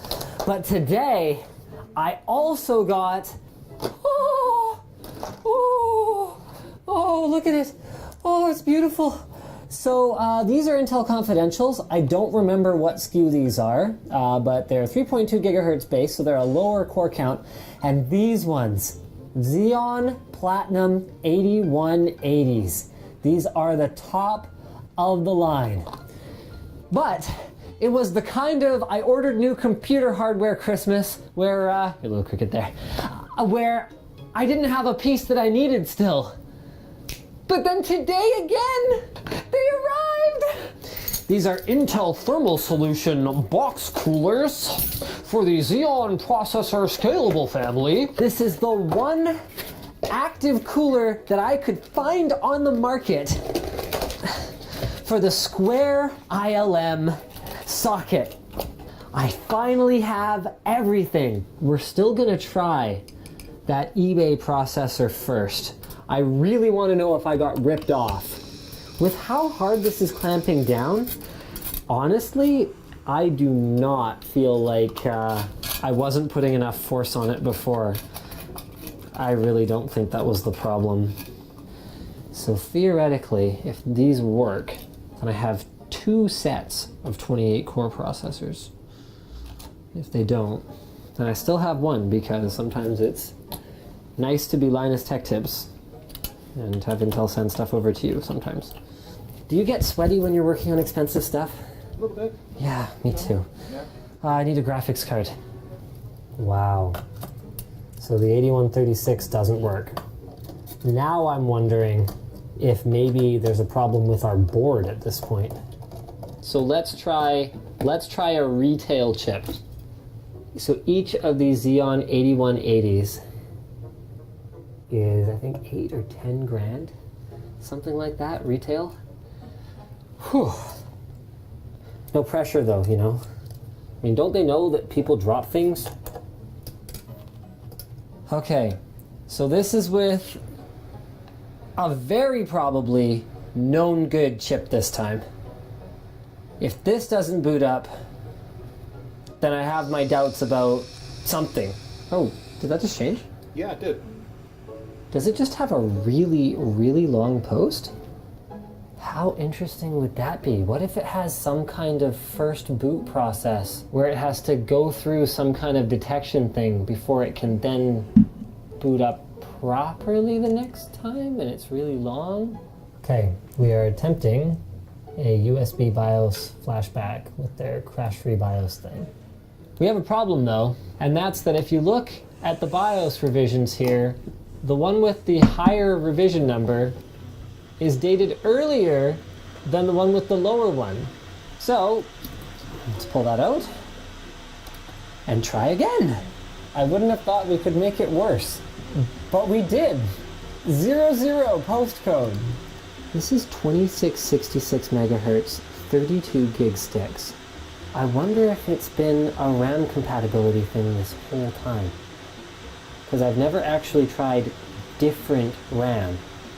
Okay, new plan. We're gonna try the 32 gig sticks from 7 Gamers 1 CPU instead. So these are older, slower memory modules. These guys are 2133 instead of 2400 megahertz, which is like bleeding edge for servers right now. Maybe we'll see better compatibility if we try something a little bit older. 97, B2, 98, 99. No! No, no! It was just RAM compatibility! No! Oh, come on! No! It's up! Oh, sick! Overclocking? Yeah, I want to overclock. I mean, not now, I want to get it like working reliably first, but wow, you just key them in? Look at this! 5 billion volts. No, do I just type in auto? Wow, that is jank. Oh, there they are. 56 cores. Let's boot it up. Okay, it still won't boot into Windows. Just a little more troubleshooting. It's finally booted. So these are the retail chips. And check this out. Take that, motherfuckers. I still haven't tried firing it up with all the RAM in it. This is the RAM strategy, okay? 2 sticks here, 10 on the table, and I haven't tried any of the eBay chips because I wanted you guys to come along for the ride. Let's find out if anything works. I'm like half excited and half terrified.